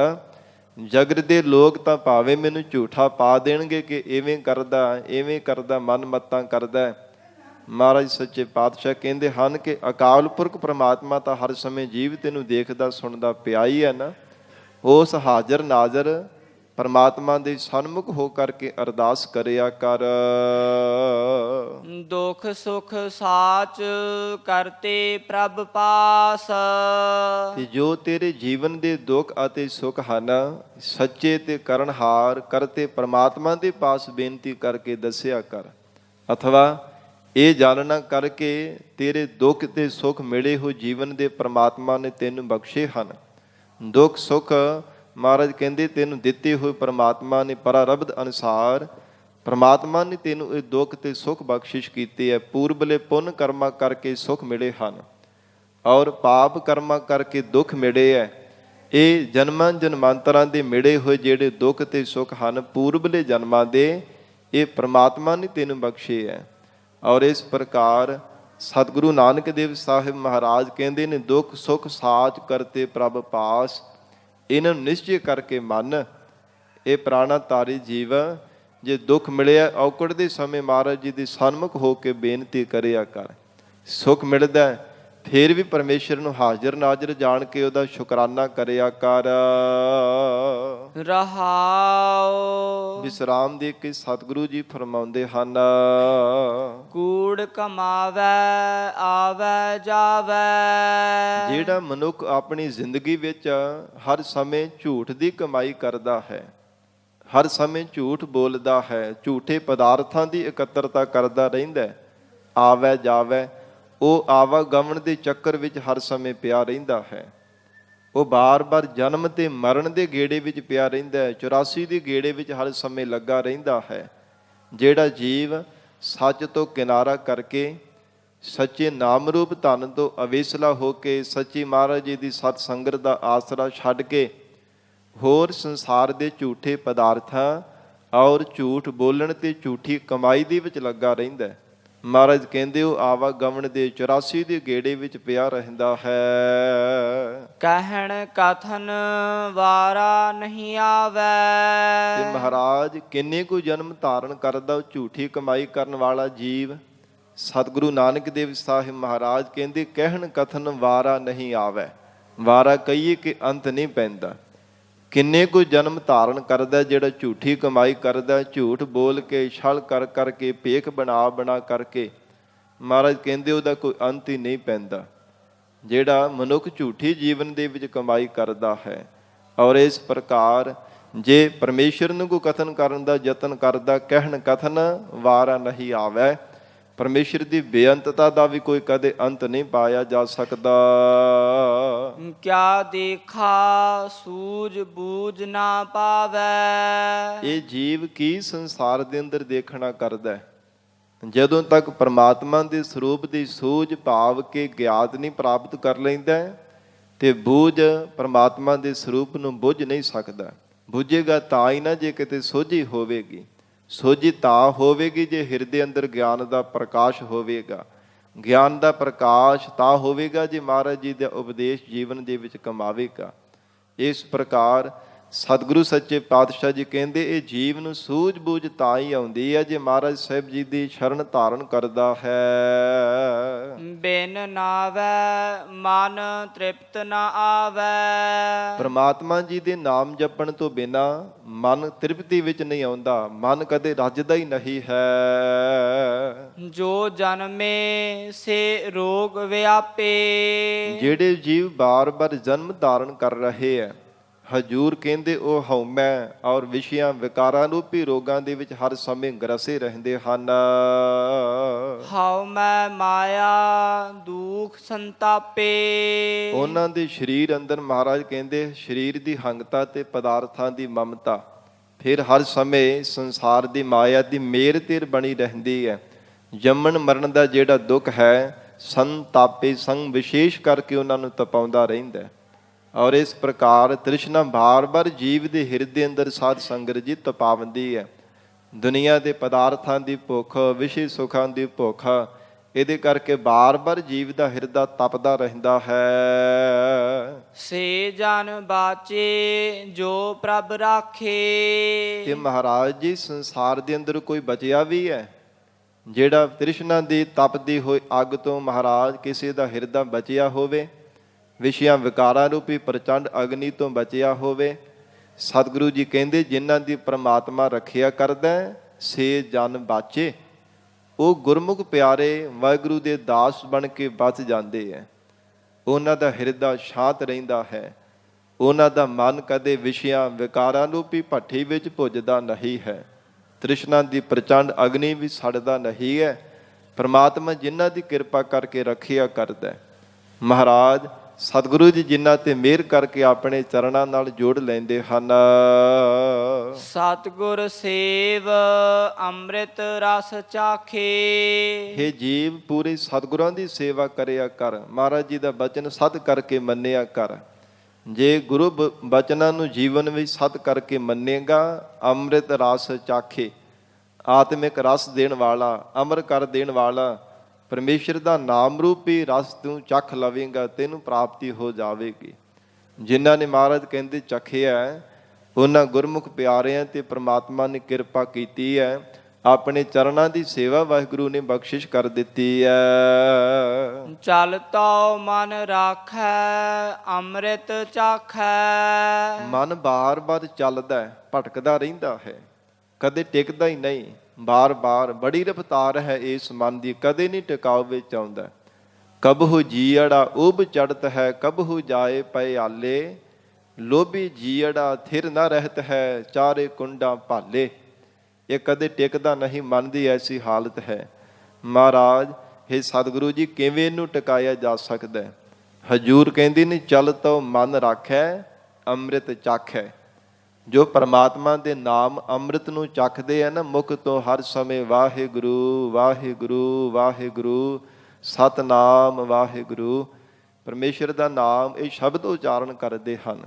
ਹਜੂਰ ਕਹਿੰਦੇ ਉਹ ਚੱਲਦੇ ਹੋਏ, ਭਟਕਦੇ ਹੋਏ, ਦੌੜਦੇ ਹੋਏ, ਭੱਜਦੇ ਹੋਏ ਮਨ ਨੂੰ ਟਿਕਾ ਲੈਂਦੇ ਹੈ। ਉਹ ਇਸ ਮਨ ਨੂੰ ਸਥਿਤ ਕਰ ਲੈਂਦੇ ਹੈ। ਨਹੀਂ ਤਾਂ ਮਨ ਦੇ ਮਾਰੇ ਮਰ ਗਏ ਕਾਜੀ ਮੁੱਲਾ ਸੇਖ। ਇਹ ਮਨ ਨੂੰ ਨਹੀਂ ਕੋਈ ਵਸ ਵਿੱਚ ਕਰ ਸਕਿਆ, ਮਨ ਨੂੰ ਨਹੀਂ ਕੋਈ ਆਪਣੇ ਬਲ ਦੇ ਨਾਲ ਟਿਕਾ ਸਕਿਆ। ਗੁਰਮੁਖਾਂ ਨੇ ਸ਼ਬਦ ਦੇ ਆਸਰੇ ਕਰਕੇ ਮਨ ਨੂੰ ਟਿਕਾਇਆ ਹੈ। ਸਤਿਗੁਰ ਸੇਵ ਅੰਮ੍ਰਿਤ ਸ਼ਬਦ ਭਾਖੈ। ਹਜੂਰ ਕਹਿੰਦੇ ਜਿਨ੍ਹਾਂ ਨੇ ਮਹਾਰਾਜ ਸਾਹਿਬ ਜੀ ਦੀ ਸੇਵਾ ਕੀਤੀ, ਮਨ ਬਾਣੀ ਸਰੀਰ ਗੁਰੂ ਚਰਨਾਂ ਵਿੱਚ ਅਰਪਣ ਕੀਤਾ ਹੈ, ਤਿਨਾਂ ਨੇ ਨਾਮ ਅੰਮ੍ਰਿਤ ਦੁਆਰਾ ਸ਼ਬਦ ਨੂੰ ਭਾਖੇ ਉਚਾਰਨ ਕੀਤਾ। ਮਹਾਰਾਜ ਸਾਹਿਬ ਜੀ ਤੋਂ ਉਪਦੇਸ਼ ਲੈ ਕੇ ਪ੍ਰਮਾਤਮਾ ਨੂੰ ਉਚਾਰਨ ਕਰਦੇ ਹੈ, ਪ੍ਰਮਾਤਮਾ ਦੇ ਗੁਣ ਹਰ ਸਮੇਂ ਕਥਨ ਕਰਦੇ ਹਨ। ਸਾਚਾ ਸ਼ਬਦ ਮੁਕਤ ਗਤ ਪਾਏ। ਜਿਨ੍ਹਾਂ ਨੇ ਸੱਚੇ ਉਪਦੇਸ਼ ਨੂੰ ਜੀਵਨ ਵਿੱਚ ਧਾਰਨ ਕੀਤਾ, ਤਿਨਾਂ ਨੇ ਮੁਕਤ ਗਤ ਪਾਏ। ਮੁਕਤੀ ਰੂਪ ਸਾਧ ਸੰਗਤ ਜੀ ਪਦਾਰਥ ਦੀ ਪ੍ਰਾਪਤੀ ਕਰ ਲਈ ਹੈ, ਮੁਕਤ ਗਤ ਪਾਏ। ਜਿਨ੍ਹਾਂ ਨੇ ਮੁਕਤੀ ਪਾ ਲਈ, ਉਹ ਸੰਸਾਰ ਦੇ ਵੱਲੋਂ ਗਤ, ਉਹਨਾਂ ਦੇ ਔਗਣ ਪਾਪ ਜਿੰਨੇ ਵੀ ਸਾਧ ਸੰਗਤ ਜੀ ਵਿਸ਼ੇ ਆਦਿਕ ਸਨ, ਉਹ ਗਤ ਹੋ ਗਏ, ਲੈ ਹੋ ਗਏ ਹੈ। ਭਾਵ ਮੁਕਤ ਸਰੂਪ ਪਰਮੇਸ਼ਰ ਦੀ ਤਿਨਾਂ ਨੇ ਸਾਧ ਸੰਗਤ ਜੀ ਪ੍ਰਾਪਤੀ ਕਰ ਲਈ ਹੈ। ਜਿਨ੍ਹਾਂ ਤੇ ਗਰੀਬ ਨਵਾਜ਼ ਸਤਿਗੁਰੂ ਜੀ ਦੀ ਬਖਸ਼ਿਸ਼ ਹੋ ਗਈ, ਜਿਨ੍ਹਾਂ ਨੇ ਸੱਚੇ ਸ਼ਬਦ ਨੂੰ ਜੀਵਨ ਵਿੱਚ ਧਾਰਨ ਕਰ ਲਿਆ ਹੈ। ਨਾਨਕ ਵਿਚਹੁ ਆਪ ਗਵਾਏ। हे ਮਹਾਰਾਜ, ਕਿਹਨਾਂ ਨੇ ਸ਼ਬਦ ਨੂੰ ਹਿਰਦੇ ਵਿੱਚ ਧਾਰਨ ਕੀਤਾ ਹੈ? ਧੰਨ ਗੁਰੂ ਨਾਨਕ ਦੇਵ ਸਾਹਿਬ ਮਹਾਰਾਜ ਆਖ ਰਹੇ ਨੇ, ਜਿਨ੍ਹਾਂ ਨੇ ਆਪਣੇ ਅੰਤਸ਼ਕਰਨ ਵਿੱਚੋਂ ਆਪਾ ਭਾਵ ਗਵਾ ਲਿਆ ਹੈ, ਅਭਾਵ ਕਰ ਦਿੱਤਾ ਹੈ। ਜਿਨ੍ਹਾਂ ਨੇ ਮਹਾਰਾਜ ਸਾਹਿਬ ਜੀ ਦੇ ਉਪਦੇਸ਼ ਨੂੰ ਧਾਰਨ ਕਰਕੇ ਹਿਰਦਿਓਂ ਅੰਤਸ਼ਕਰਨ ਵਿੱਚੋਂ ਹੰਕਾਰ ਦੂਰ ਕਰ ਦਿੱਤਾ ਹੈ, ਤਿਨਾਂ ਨੇ ਸ਼ਬਦ ਨੂੰ ਜੀਵਨ ਵਿੱਚ ਧਾਰਨ ਕਰਕੇ ਜਨਮ ਮਰਨ ਤੋਂ ਰਹਿਤ ਹੋ ਜਾਣਾ ਕੀਤਾ ਹੈ। ਆਸਾ ਮਹੱਲਾ ਪਹਿਲਾ। ਜੋ ਤਿਨ ਕੀਆ ਸੋ ਸਚ ਥੀਆ। ਸਤਿਗੁਰੂ ਜੀ ਫਰਮਾਨ ਕਰ ਰਹੇ ਹੈ, हे ਪ੍ਰਮਾਤਮਾ ਜੀ, ਜੋ ਕੁਝ ਸੰਸਾਰ ਦੇ ਅੰਦਰ ਆਪ ਜੀ ਨੇ ਕੀਤਾ ਉਹ ਕੁਝ ਮਹਾਰਾਜ ਸੱਚ ਹੈ। ਕਿਉਂਕਿ ਨਾਨਕ ਦਾਸ ਮੁਖ ਤੇ ਜੋ ਬੋਲੇ, ਈਹਾ ਊਹਾ ਸੱਚ ਹੋਵੇ। ਜੋ ਮਹਾਰਾਜ ਸਾਹਿਬ ਜੀ ਬਚਨ ਕਰ ਦਿੰਦੇ ਹਨ ਉਹ ਅਟਲ ਹੈ। ਇਹ ਸੰਸਾਰ ਦੇ ਅੰਦਰ ਐਸ ਲੋਕ ਵਿੱਚ ਵੀ ਤੇ ਪਰਲੋਕ ਦੇ ਵਿੱਚ ਵੀ, ਦੋਹਾਂ ਲੋਕਾਂ ਵਿੱਚ ਮਹਾਰਾਜ ਸਾਹਿਬ ਜੀ ਦਾ ਬਚਨ ਜੋ ਕੁਝ ਵੀ ਕੀਤਾ ਹੋਇਆ ਉਹ ਸੱਚ ਹੈ, ਸੱਚ ਸੀ, ਸੱਚ ਹੈ, ਸੱਚ ਰਹੇਗਾ। ਇਸ ਪ੍ਰਕਾਰ हे ਪ੍ਰਮਾਤਮਾ ਜੀ, ਜੋ ਤਿਨ ਕੀਆ ਸੋ ਸੱਚ ਥੀਆ। ਸਤਿਗੁਰੂ ਨਾਨਕ ਦੇਵ ਸਾਹਿਬ ਪਾਤਸ਼ਾਹ ਫਰਮਾਉਂਦੇ, ਜੋ ਪ੍ਰਮਾਤਮਾ ਨੇ ਕੀਤਾ ਸੀ ਉਹ ਸੱਚਾ ਸੀ, ਉਹ ਸੱਚ ਸਰੂਪ ਪਰਮੇਸ਼ਰ ਨੇ ਆਪ ਹੀ ਕੀਤਾ ਸੀ, ਹੁਣ ਵੀ ਕਰ ਰਿਹਾ ਹੈ, ਆਉਣ ਵਾਲੇ ਸਮੇਂ ਵਿੱਚ ਵੀ ਕਰੇਗਾ। ਐਸਾ ਪ੍ਰਮਾਤਮਾ ਸਦਾ ਹੀ ਸੱਚ ਸਰੂਪ ਹੈ। ਅੰਮ੍ਰਿਤ ਨਾਮ ਸਤਿਗੁਰ ਦੀਆ। ਪੂਰੇ ਸਤਿਗੁਰਾਂ ਨੇ ਜਿਨ੍ਹਾਂ ਤੇ ਬਖਸ਼ਿਸ਼ ਕੀਤੀ ਹੈ, ਤਿਨਾਂ ਦੇ ਹਿਰਦੇ ਅੰਦਰ ਨਾਮ ਅੰਮ੍ਰਿਤ ਦਿੱਤਾ ਹੈ। ਹਿਰਦੈ ਨਾਮ ਨਾਹੀ ਮਨ ਭੰਗ। ਜਿਨ੍ਹਾਂ ਦੇ ਹਿਰਦੇ ਅੰਦਰ ਪ੍ਰਮਾਤਮਾ ਦਾ ਨਾਮ ਵਸ ਜਾਂਦਾ ਹੈ, ਸਤਿਗੁਰੂ ਜੀ ਕਹਿੰਦੇ ਉਹਨਾਂ ਦੇ ਮਨ ਵਿੱਚ ਭੰਗ, ਕੋਈ ਰੁਕਾਵਟ ਨਹੀਂ ਪੈਂਦੀ। ਭਾਵ ਚਿਤ ਬਿਰਤੀ ਪਰਮਾਤਮਾ ਦੇ ਚਰਨਾਂ ਵਿੱਚ ਜੁੜੀ ਹੋਈ, ਕਦੇ ਟੁੱਟਦੀ ਨਹੀਂ ਹੈ। ਪਰਮਾਤਮਾ ਦੇ ਚਰਨਾਂ ਦੇ ਨਾਲ ਲੱਗੀ ਹੋਈ ਲੇਵ ਕਦੇ ਟੁੱਟਦੀ ਨਹੀਂ। ਜਿਨ੍ਹਾਂ ਦੇ ਹਿਰਦੇ ਅੰਦਰ ਪਰਮੇਸ਼ਰ ਦਾ ਨਾਮ ਵਸ ਜਾਂਦਾ ਹੈ। ਆਨ ਦਿਨ ਨਾਲ ਪਿਆਰੇ ਸੰਗ। ਰਾਤ ਦਿਨ ਪਿਆਰੇ ਪਰਮੇਸ਼ਰ ਦੇ ਨਾਲ ਹਰ ਸਮੇਂ ਗੁਰਮੁਖ ਪਿਆਰੇ ਵਸਦੇ ਹੈ, ਰਾਤ ਵੀ ਦਿਨੇ ਵੀ ਚਿਤ ਕਰਕੇ। ਕਿਉਂਕਿ ਨਾਮੀ ਪਰਮਾਤਮਾ ਤੱਕ ਨਾਮ ਹੀ ਜੀਵ ਨੂੰ ਲੈ ਕੇ ਜਾਂਦਾ ਹੈ। ਜੇ ਨਾਮ ਹਿਰਦੇ ਵਿੱਚ ਵਸ ਜਾਵੇ ਤੇ ਜਾਣੋ ਕਿ ਸਦਾ ਹੀ ਉਹ ਪਰਮਾਤਮਾ ਦੇ ਨਾਲ ਵਸ ਰਹੇ ਹੈ, ਸਦਾ ਹੀ ਪਰਮੇਸ਼ਰ ਦੇ ਨਾਲ ਉਹਨਾਂ ਦਾ ਵਸੇਬਾ ਹੋ ਗਿਆ। ਜਿਨ੍ਹਾਂ ਨੇ ਆਪਣੇ ਹਿਰਦੇ ਅੰਦਰ ਵਾਹਿਗੁਰੂ ਜੀ ਦੇ ਨਾਮ ਨੂੰ ਵਸਾ ਲਿਆ ਹੈ।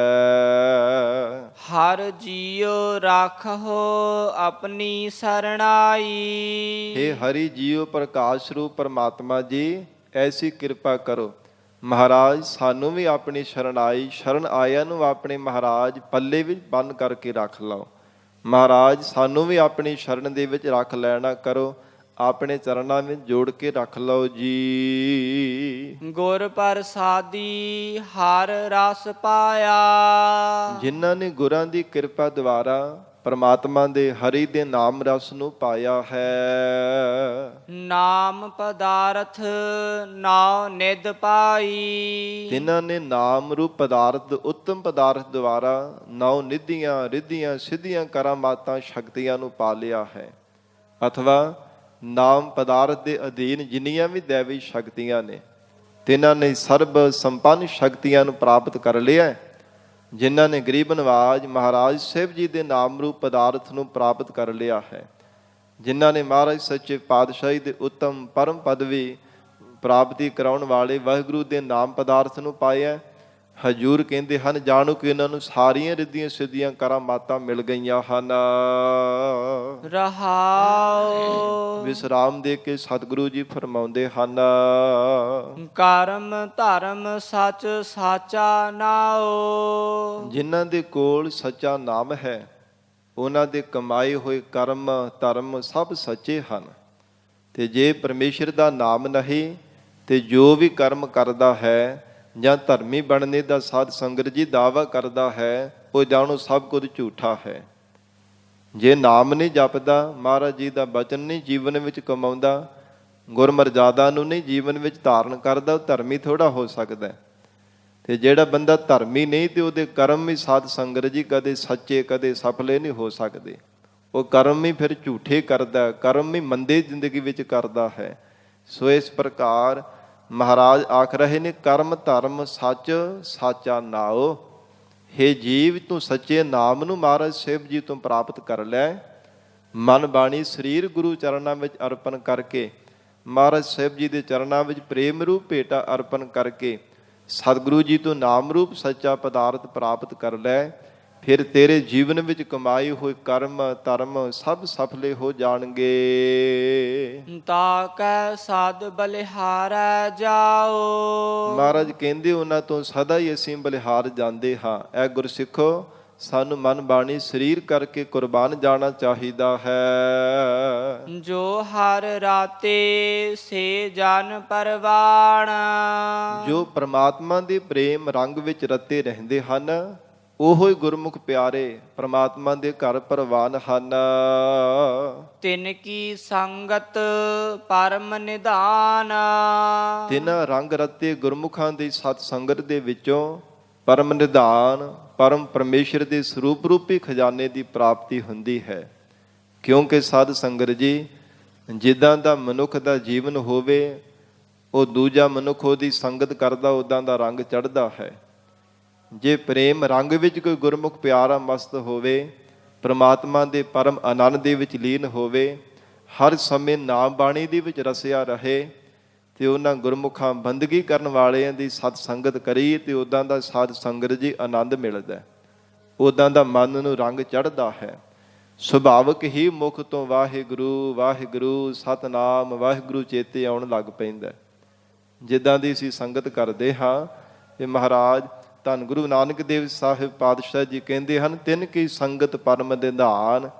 ਜੋ ਪ੍ਰਮਾਤਮਾ ਦੇ ਘਰ ਦੇ ਵਿੱਚ ਪ੍ਰਵਾਨ ਹਨ, ਉਹਨਾਂ ਦੀ ਸਤ ਸੰਗਤ ਕੀਤਿਆਂ ਨਾਮ ਰੂਪੀ ਨੌ ਨਿਧੀਆਂ ਦਾ ਖਜ਼ਾਨਾ ਚੇਤੇ ਆ ਜਾਂਦਾ ਹੈ। ਹਰ ਵਰ ਜਿਨ ਪਾਇਆ ਧਨ ਨਾਰੀ, ਮਹਾਰਾਜ ਸੱਚੇ ਪਾਤਸ਼ਾਹ ਕਹਿੰਦੇ, ਉਹ ਨਾਰੀ ਜੀਵ ਰੂਪ ਸਖੀ ਧਨਤਾ ਦੇ ਯੋਗ ਹੈ, ਜਿਸ ਨੇ ਪਰਮਾਤਮਾ ਰੂਪ ਪਤੀ ਪਰਮੇਸ਼ਰ ਨੂੰ ਪ੍ਰਾਪਤ ਕਰ ਲਿਆ ਹੈ। ਅਕਾਲ ਪੁਰਖ ਵਾਹਿਗੁਰੂ ਜੀ ਦੇ ਸਰੂਪ ਰੂਪੀ ਵਰ ਦੀ ਜਿਸ ਜੀਵ ਰੂਪ ਸਖੀ ਨੂੰ ਪ੍ਰਾਪਤੀ ਹੋ ਗਈ, ਉਹ ਜਾਣੋ ਕਿ ਸਭ ਤੋਂ ਉੱਤਮ ਹੈ, ਉਹ ਜਾਣੋ ਕਿ ਸਭ ਤੋਂ ਧਨਤਾ ਦੇ ਯੋਗ ਹੈ। ਹਰ ਸਿਓ ਰਾਤੀ ਸ਼ਬਦ ਵਿਚਾਰੀ, ਉਹ ਜੀਵ ਰੂਪ ਸਖੀ ਹਰ ਸਮੇਂ ਗੁਰੂ ਸ਼ਬਦ ਦੀ ਵਿਚਾਰ ਕਰ ਕਰਕੇ ਪ੍ਰਮਾਤਮਾ ਦੇ ਵਿੱਚ ਤਦਾਕਾਰ ਹੋ ਕੇ ਰਹਿੰਦੀ ਹੈ। ਕਿਉਂਕਿ ਜਿਹੜੇ ਗੁਰਮੁਖ ਪਿਆਰੇ ਵਿਚਾਰਵਾਨ ਹੁੰਦੇ ਹੈ, ਉਹ ਕਦੇ ਵੀ ਵਾਹਿਗੁਰੂ ਨੂੰ ਵਿਸਾਰਦੇ ਨਹੀਂ ਹਨ। ਹਰ ਸਮੇਂ ਪ੍ਰਮਾਤਮਾ ਦੀ ਚੇਤੇ ਰੱਖਦੇ ਹੈ, ਹਰ ਸਮੇਂ ਉਹ ਪਰਮੇਸ਼ਰ ਦੀ ਯਾਦ ਵਿੱਚ ਹੀ ਜੁੜੇ ਰਹਿੰਦੇ ਹਨ। ਜਿਵੇਂ ਮਹਾਰਾਜ ਸਾਹਿਬ ਜੀ ਨੇ ਗੁਰਬਾਣੀ ਵਿੱਚ ਇਹ ਉਦਾਹਰਨ ਦੇ ਕਰਕੇ ਉਪਦੇਸ਼ ਬਖਸ਼ਿਸ਼ ਕੀਤਾ ਹੈ। ਕਹਿੰਦੇ ਹਨ ਕਿ ਪਤੀ ਬ੍ਰਤਾ ਵਿੱਚ ਪਰਪੱਕ ਰਹਿਣ ਵਾਲੀ ਜੋ ਪਤਨੀ ਹੈ, ਪਤੀ ਪਰਦੇਸ ਵਿੱਚ ਗਿਆ ਹੋਵੇ ਤੇ ਹਰ ਸਮੇਂ ਉਹ ਪਤੀ ਦੀ ਯਾਦ ਵਿੱਚ ਜੁੜੀ ਰਹਿੰਦੀ ਹੈ। ਹਰ ਸਮੇਂ ਉਹ ਆਪਣੇ ਪਤੀ ਨੂੰ ਚੇਤੇ ਕਰਦੀ ਰਹਿੰਦੀ ਹੈ। ਔਰ ਧਰਮ ਬ੍ਰਤਾ ਵਿੱਚ ਪਰਪੱਕ ਰਹਿਣ ਵਾਲੀ ਜੋ ਬੀਬੀ ਔਰਤ ਹੈ, ਪਤਨੀ ਹੈ, ਸਾਧ ਸੰਗਤ ਜੀ ਆਪਣੇ ਪਤੀ ਤੋਂ ਬਿਨਾਂ ਸਭ ਨੂੰ ਇਸਤਰੀਆਂ, ਸਭ ਪੁਰਖਾਂ ਨੂੰ ਇਸਤਰੀਆਂ ਰੂਪ ਹੀ ਜਾਣਨਾ ਕਰਦੀ ਹੈ ਕਿ ਕੇਵਲ ਮੇਰਾ ਪਤੀ ਹੀ ਪੁਰਖ ਹੈ, ਤੇ ਉਹ ਆਪਣੇ ਪਤੀ ਤੋਂ ਬਿਨਾਂ ਹੋਰ ਕਿਸੇ ਨੂੰ ਚੇਤੇ ਵਿੱਚ ਨਹੀਂ ਲਿਆਵਣਾ ਕਰਦੀ। ਮਹਾਰਾਜ ਕਹਿੰਦੇ ਐਸੇ ਉੱਤਮ ਮਹਾਤਮਾ ਰੂਪ ਜਿਹੜੇ ਗੁਰਮੁਖ ਪਿਆਰੇ ਆ ਨਾ, ਉਹ ਰੱਬ ਤੋਂ ਬਿਨਾਂ ਹੋਰ ਕਿਸੇ ਨੂੰ ਚੇਤੇ ਨਹੀਂ ਕਰਦੇ, ਕਿ ਕੇਵਲ ਸਭ ਨੂੰ ਪੈਦਾ ਕਰਨ ਵਾਲਾ, ਸਭ ਦੀ ਪਰਵਰਿਸ਼ ਕਰਨ ਵਾਲਾ, ਮਾਰਨ ਵਾਲਾ, ਜੀਵਾਨਣ ਵਾਲਾ ਕੇਵਲ ਇੱਕ ਪੁਰਖ ਪਰਮਾਤਮਾ ਹੈ, ਜੋ ਸਭ ਜੀਵਾਂ ਦਾ ਮਾਲਕ ਹੈ, ਉਹ ਸਾਡਾ ਵੀ ਮਾਲਕ ਹੈ। ਐਸਾ ਗੁਰਮੁਖਾਂ ਦਾ ਨਿਸ਼ਚਾ ਹੁੰਦਾ ਹੈ। ਮਹਾਰਾਜ ਕਹਿੰਦੇ ਹਰ ਸਿਉ ਰਾਤੀ ਸ਼ਬਦ ਵਿਚਾਰੀ, ਉਹ ਗੁਰਮੁਖਾਂ ਮਹਾਤਮਾ ਰੂਪ ਸਖੀਆਂ ਹਰ ਸਮੇਂ ਪਰਮਾਤਮਾ ਦੇ ਪਿਆਰ ਵਿੱਚ ਮਸਤ ਰਹਿੰਦੀਆਂ ਹਨ।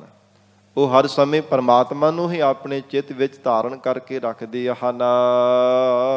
ਆਪ ਤਰੈ ਸੰਗਤ ਕੁਲ ਤਾਰੈ। ਐਸੇ ਮਹਾਤਮਾ ਜਿਹੜੇ ਹਨ ਉਹ ਆਪ ਤਾਂ ਭਵ ਸਾਗਰ ਤੋਂ ਤਰੇ ਹੁੰਦੇ ਐ, ਸੰਗਤ ਕੁਲ ਤਾਰੈ। ਜੋ ਉਹਨਾਂ ਦੀ ਸੰਗਤ ਕਰਦੇ ਉਹ ਵੀ ਤਰ ਜਾਂਦੇ, ਕੁਲ ਆਪਣੀਆਂ ਕੁਲਾਂ ਨੂੰ ਵੀ ਤਾਰ ਲੈਂਦੇ ਹਨ।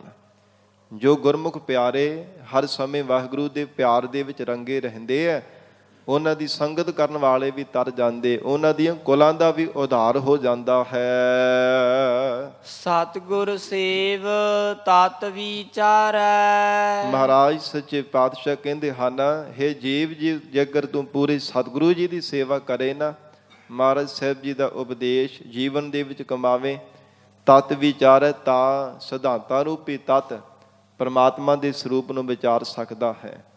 ਜੇ ਉਪਦੇਸ਼ ਸੁਣੇਗਾ ਹੀ ਨਹੀਂ, ਫਿਰ ਤੈਨੂੰ ਸਮਝ ਕੀ ਪਾਵੇਗੀ? ਮਹਾਰਾਜ ਸਾਹਿਬ ਜੀ ਦੇ ਬਚਨਾਂ ਨੂੰ ਕਿਵੇਂ ਜੀਵਨ ਦੇ ਵਿੱਚ ਕਮਾਵੇਂਗਾ? ਹਮਰੀ ਜਾਤ ਪਾਤ ਸਚ ਨਾਉ। ਮਹਾਰਾਜ ਜਗਿਆਸੂ ਮੁਖ ਦੁਆਰਾ ਫਰਮਾਉਂਦੇ ਹੈ ਕਿ ਸਾਡੀ ਜਾਤ ਪਾਤ ਇੱਜ਼ਤ ਪਰਮੇਸ਼ਰ ਦਾ ਸੱਚਾ ਨਾਮ ਹੈ।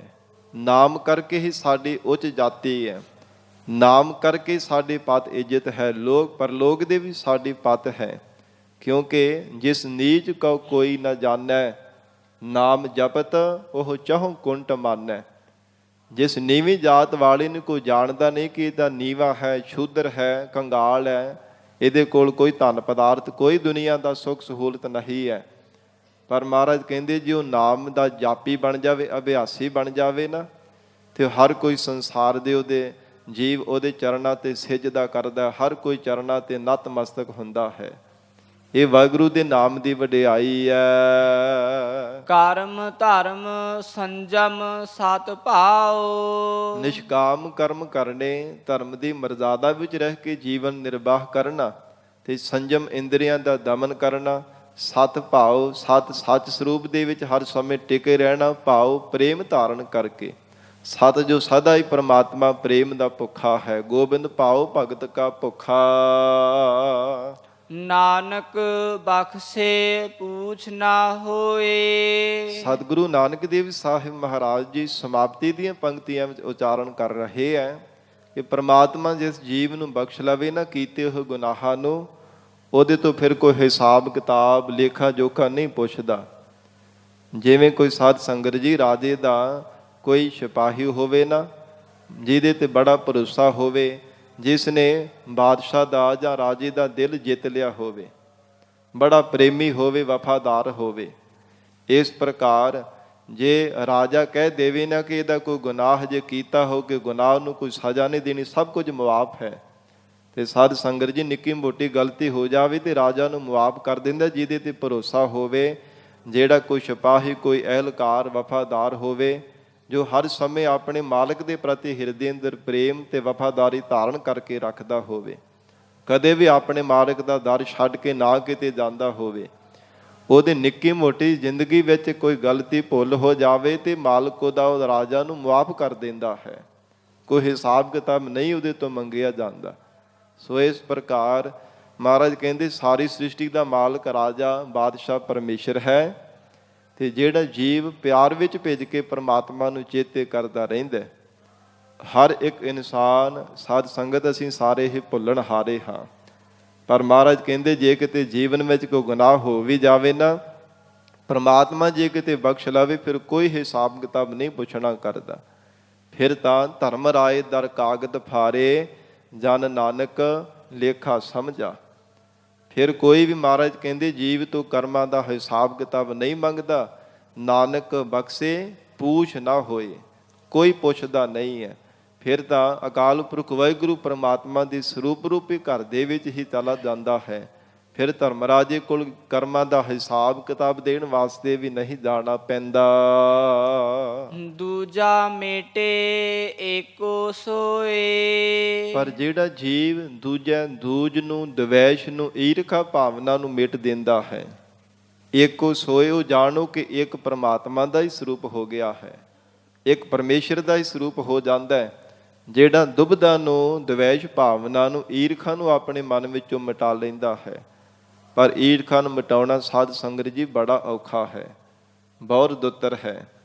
ਅਸੀਂ ਬਾਰ-ਬਾਰ ਅਕਾਰਨ ਹੀ ਮਨ ਦੇ ਵਿੱਚ ਈਰਖਾ ਧਾਰਨ ਕਰ ਲੈਂਦੇ ਹਾਂ। ਮਹਾਰਾਜ ਕਹਿੰਦੇ ਜਿਹੜਾ ਇਸ ਈਰਖਾ ਨੂੰ, ਦਵੈਸ਼ ਭਾਵਨਾ ਨੂੰ ਮਿਟਾ ਦਿੰਦਾ ਹੈ, ਹੋਏ ਇਕੱਤਰ। ਮਹਾਰਾਜ ਕਹਿੰਦੇ ਜਿਹੜੇ ਬਹੁ ਮਿਲ ਭਾਈ ਕਿ ਇਕੱਤਰਤਾ ਹੋ ਕਰਕੇ, ਏਕ ਪਿਤਾ ਏਕ ਸਕੇ ਹਮ ਬਾਰਿਕ, ਤੂੰ ਮੇਰਾ ਗੁਰ ਭਾਈ। ਇਹ ਮਨ ਵਿੱਚ ਭਾਵਨਾ ਬਣਾ ਕੇ ਜੋ ਗੁਰਮੁਖ ਪਿਆਰੇ ਗੁਰਸਿੱਖ ਰੱਖਦੇ ਹੈ, ਐਸੇ ਗੁਰਮੁਖ ਪਿਆਰਿਆਂ ਦਾ ਜਿਹੜਾ ਜੀਵਨ ਹੈ, ਉਹ ਮਹਾਰਾਜ ਕਹਿੰਦੇ ਪ੍ਰਮਾਤਮਾ ਉਹਨਾਂ ਦੇ ਜੀਵਨ ਦੇ ਗੁਨਾਹਾਂ ਨੂੰ ਫਿਰ ਬਖਸ਼ ਲੈਂਦਾ। ਉਹ ਸਭ ਤੋਂ ਉਜਲ ਜੀਵਨ ਵਾਲੇ ਹੋ ਜਾਂਦੇ ਹੈ। ਸਤਿਗੁਰੂ ਜੀ ਮਿਹਰ ਕਰਨ, ਪਾਵਨ ਉਪਦੇਸ਼ ਸਾਡੇ ਹਿਰਦਿਆਂ ਵਿੱਚ ਵਸ ਜਾਵੇ। ਗੁਰੂ ਬਚਨਾਂ ਦੀ ਕਮਾਈ ਕਰਕੇ ਜੀਵਨ ਸਫਲਾ ਬਣਾ ਸਕੀਏ। ਗੁਰਬਾਣੀ ਦੀ ਵਿਚਾਰ ਕਰਦਿਆਂ ਤੋਂ ਹੋਈਆਂ ਬੇਅੰਤ ਭੁੱਲਾਂ ਦੀ ਖਿਮਾ। ਧੰਨ ਸ੍ਰੀ ਗੁਰੂ ਗ੍ਰੰਥ ਸਾਹਿਬ ਜੀ ਮਹਾਰਾਜ ਆਪ ਸੰਗਤ ਬਖਸ਼ਣਹਾਰ ਹੋ। ਅਗਾਹ ਵਾਸਤੇ ਅਸੀਸ ਪਿਆਰ ਬਖਸ਼ਿਸ਼ ਕਰਨਾ ਜੀ। ਦੇਹੋ ਸੱਜਣ ਅਸੀਸੜੀਆ, ਜਿਉ ਹੋਵੈ ਸਾਹਿਬ ਸਿਓ ਮੇਲ। ਨਾਨਕ ਬਖਸ਼ੇ ਪੂਛ ਨਾ ਹੋਏ, ਦੂਜਾ ਮੇਟੇ ਏਕੋ ਸੋਏ। ਵਾਹਿਗੁਰੂ ਜੀ ਕਾ ਖਾਲਸਾ, ਵਾਹਿਗੁਰੂ ਜੀ ਕੀ ਫਤਿਹ।